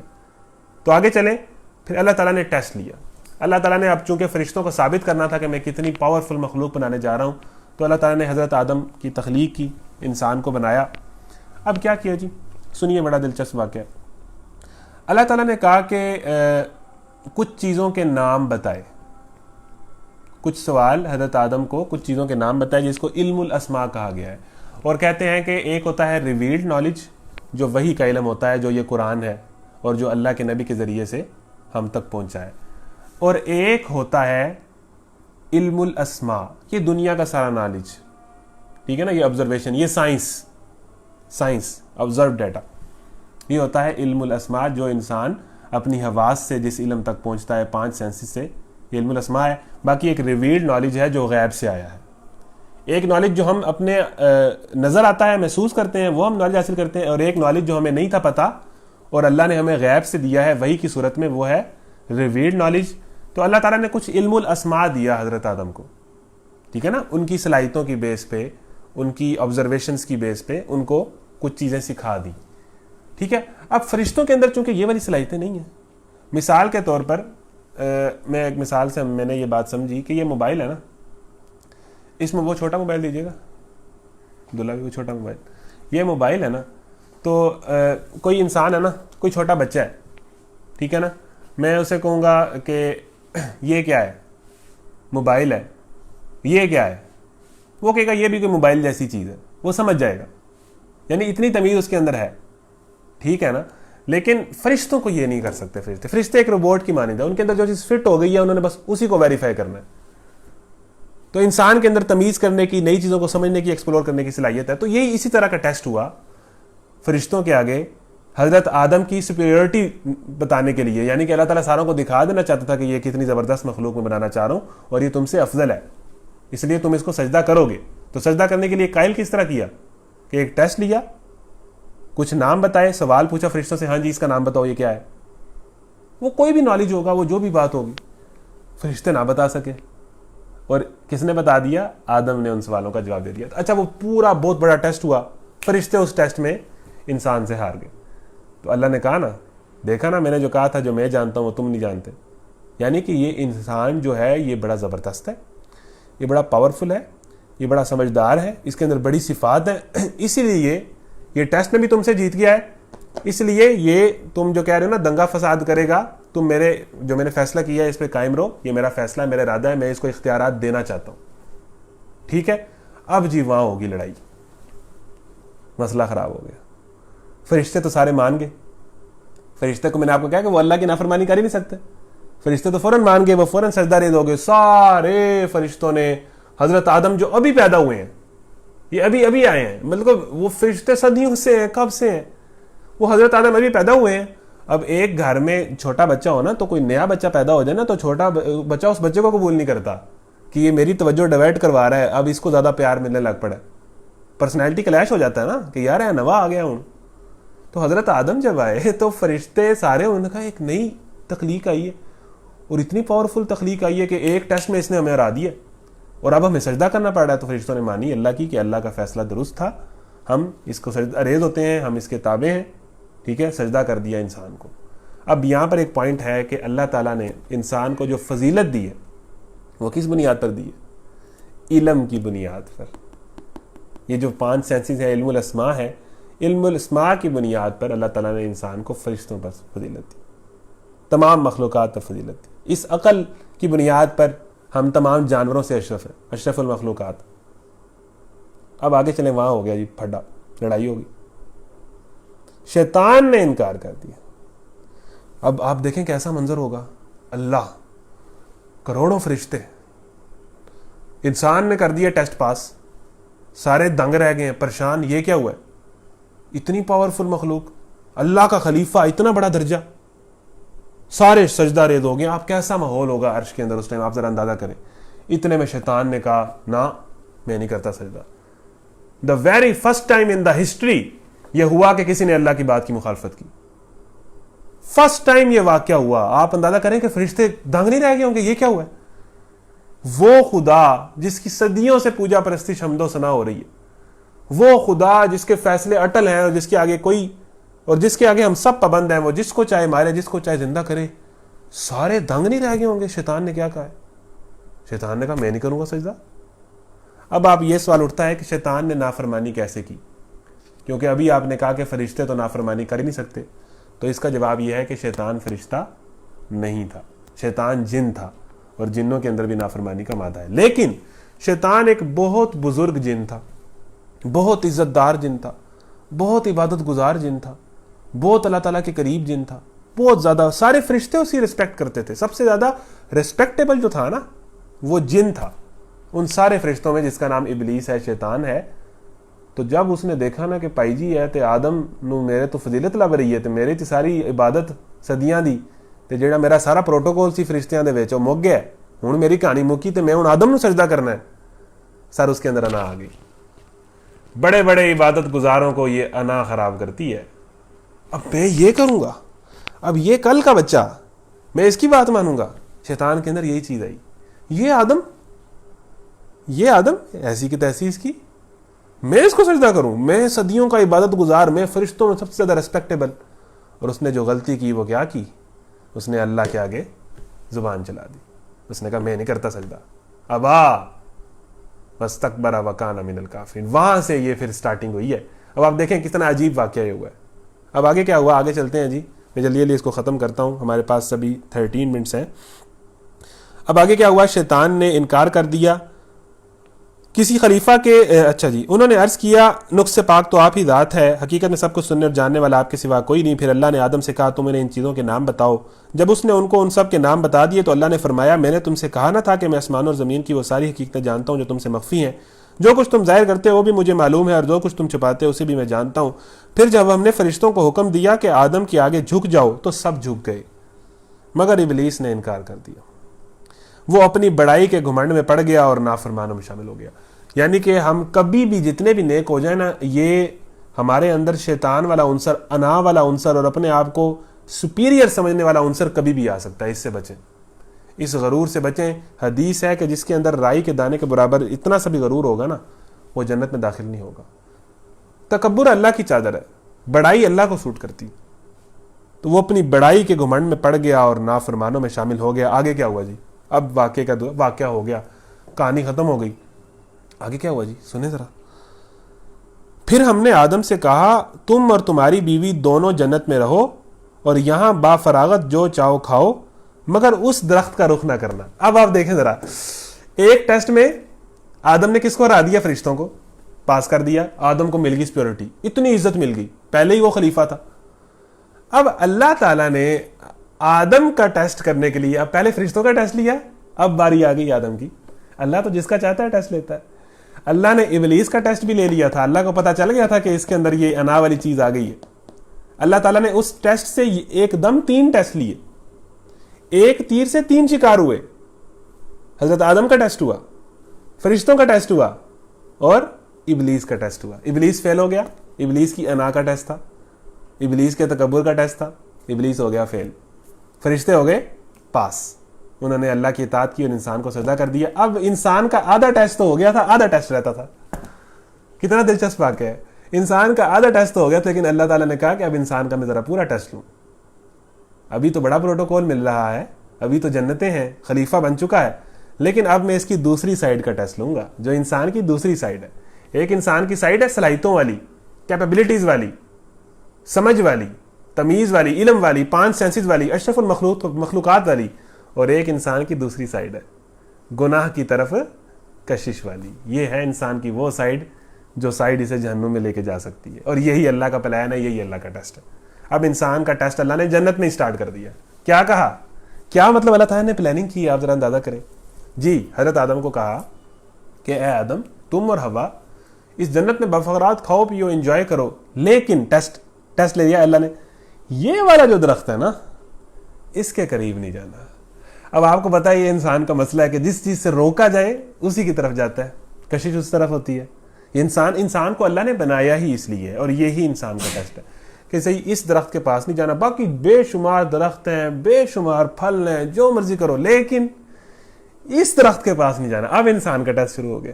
اب وہ انسان جو خلیفہ تھا, وہ انسان جس کو اتنا مقام ملا ہوا تھا, سارے فرشتوں نے سجدہ کر دیا تھا, ابلیس نے لڑائی کر لی تھی اللہ سے, اور اللہ نے انسان کے لیے کہا تھا کہ جا دفع ہو جا, نکل جا یہاں سے, تو بہت بڑا ہوگا لیکن تو نے میرا انکار کیا, نکل جا. ابلیس کو نکال دیا, اتنے بڑے عظیم جن کو جو اتنا بزرگ تھا کل تک, اس کو بھی نکال دیا. انسان تو آل ان آل ہو گیا. حضرت آدم تو سب سے زیادہ ریسپیکٹیبل ہو گئے. اب حضرت آدم کا ٹیسٹ شروع ہو گیا کہ جی اس کو نہیں کھانا.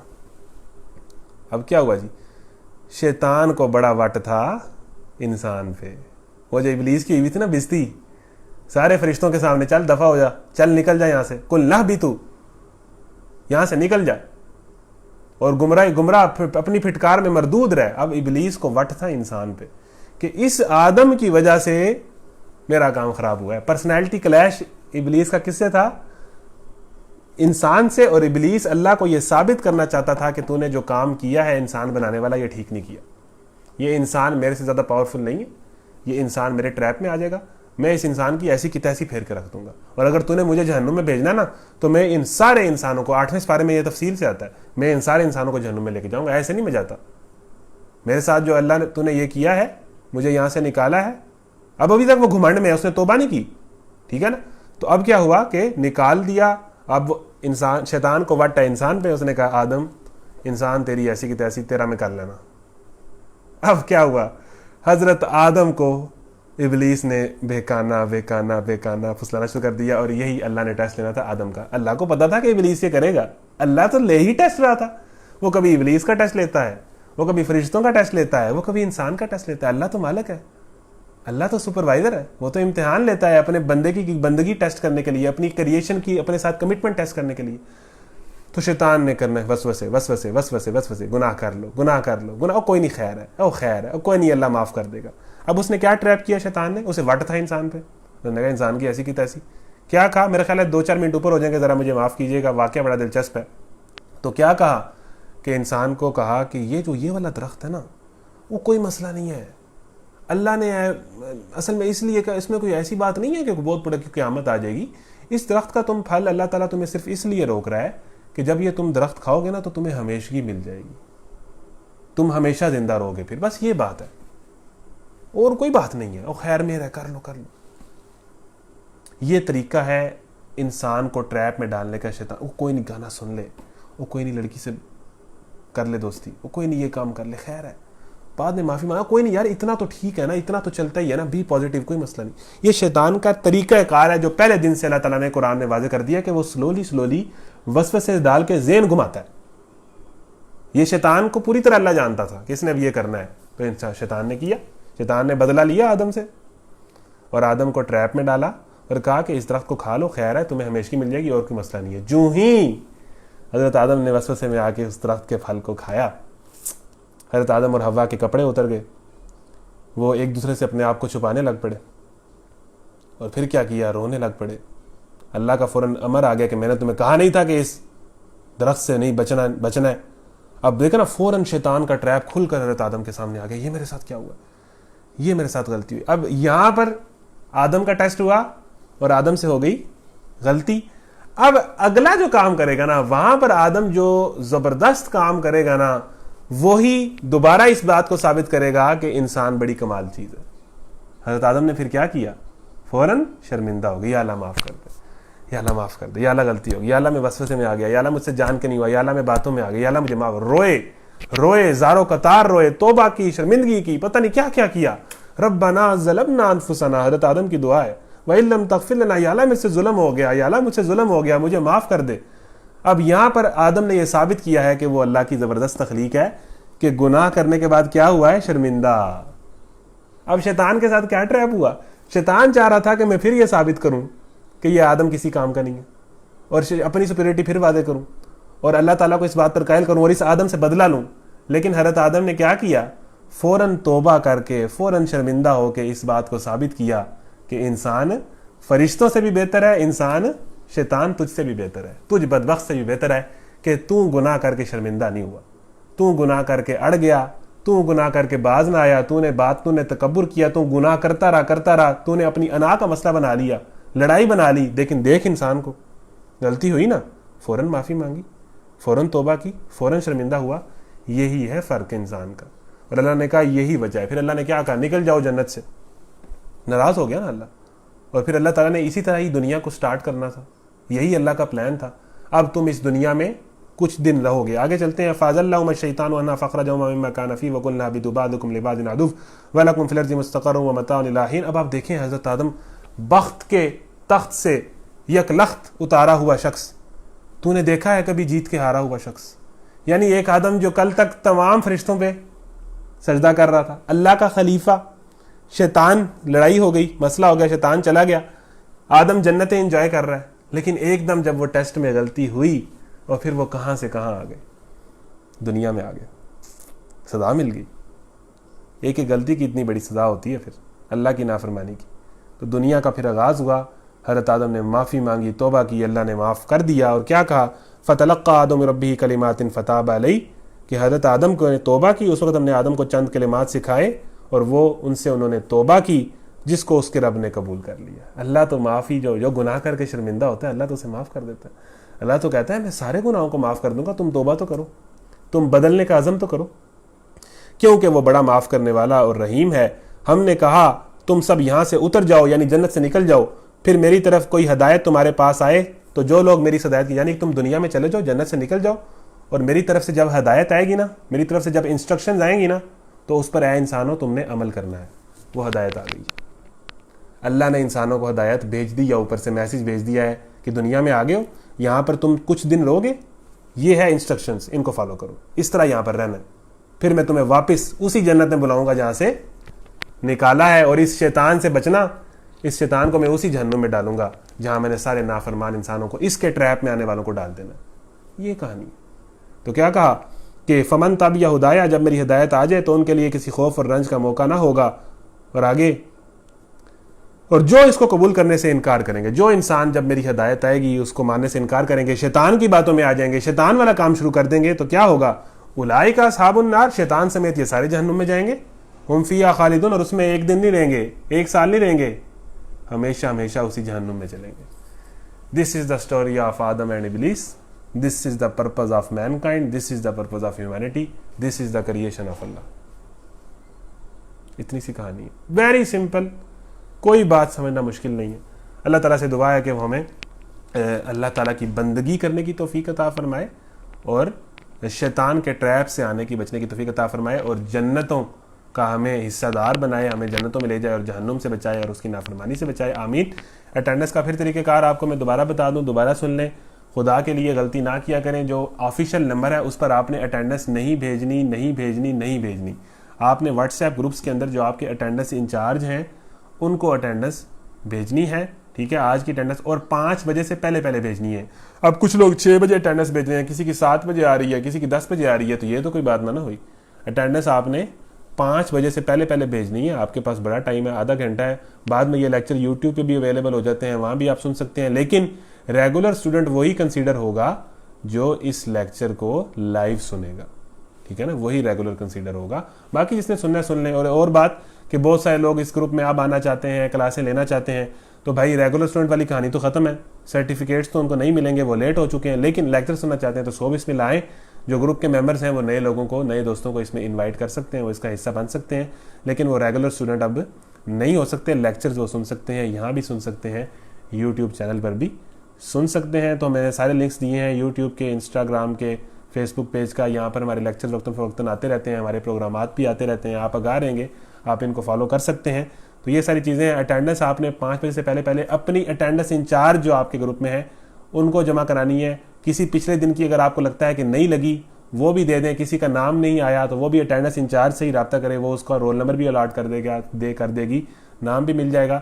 تو آپ تحمل سے بات کو سمجھیں اور پھر اس کو فالو کریں۔ اللہ تعالیٰ سے دعا ہے وہ ہمیں قرآن سمجھنے اور اس پر عمل کرنے کی توفیق عطا فرمائے۔ کل آپ سے نئے ٹاپک کے ساتھ ملاقات ہوگی۔ وآخر دعوانا ان الحمد للہ رب العالمین۔ السلام علیکم ورحمۃ اللہ وبرکاتہ۔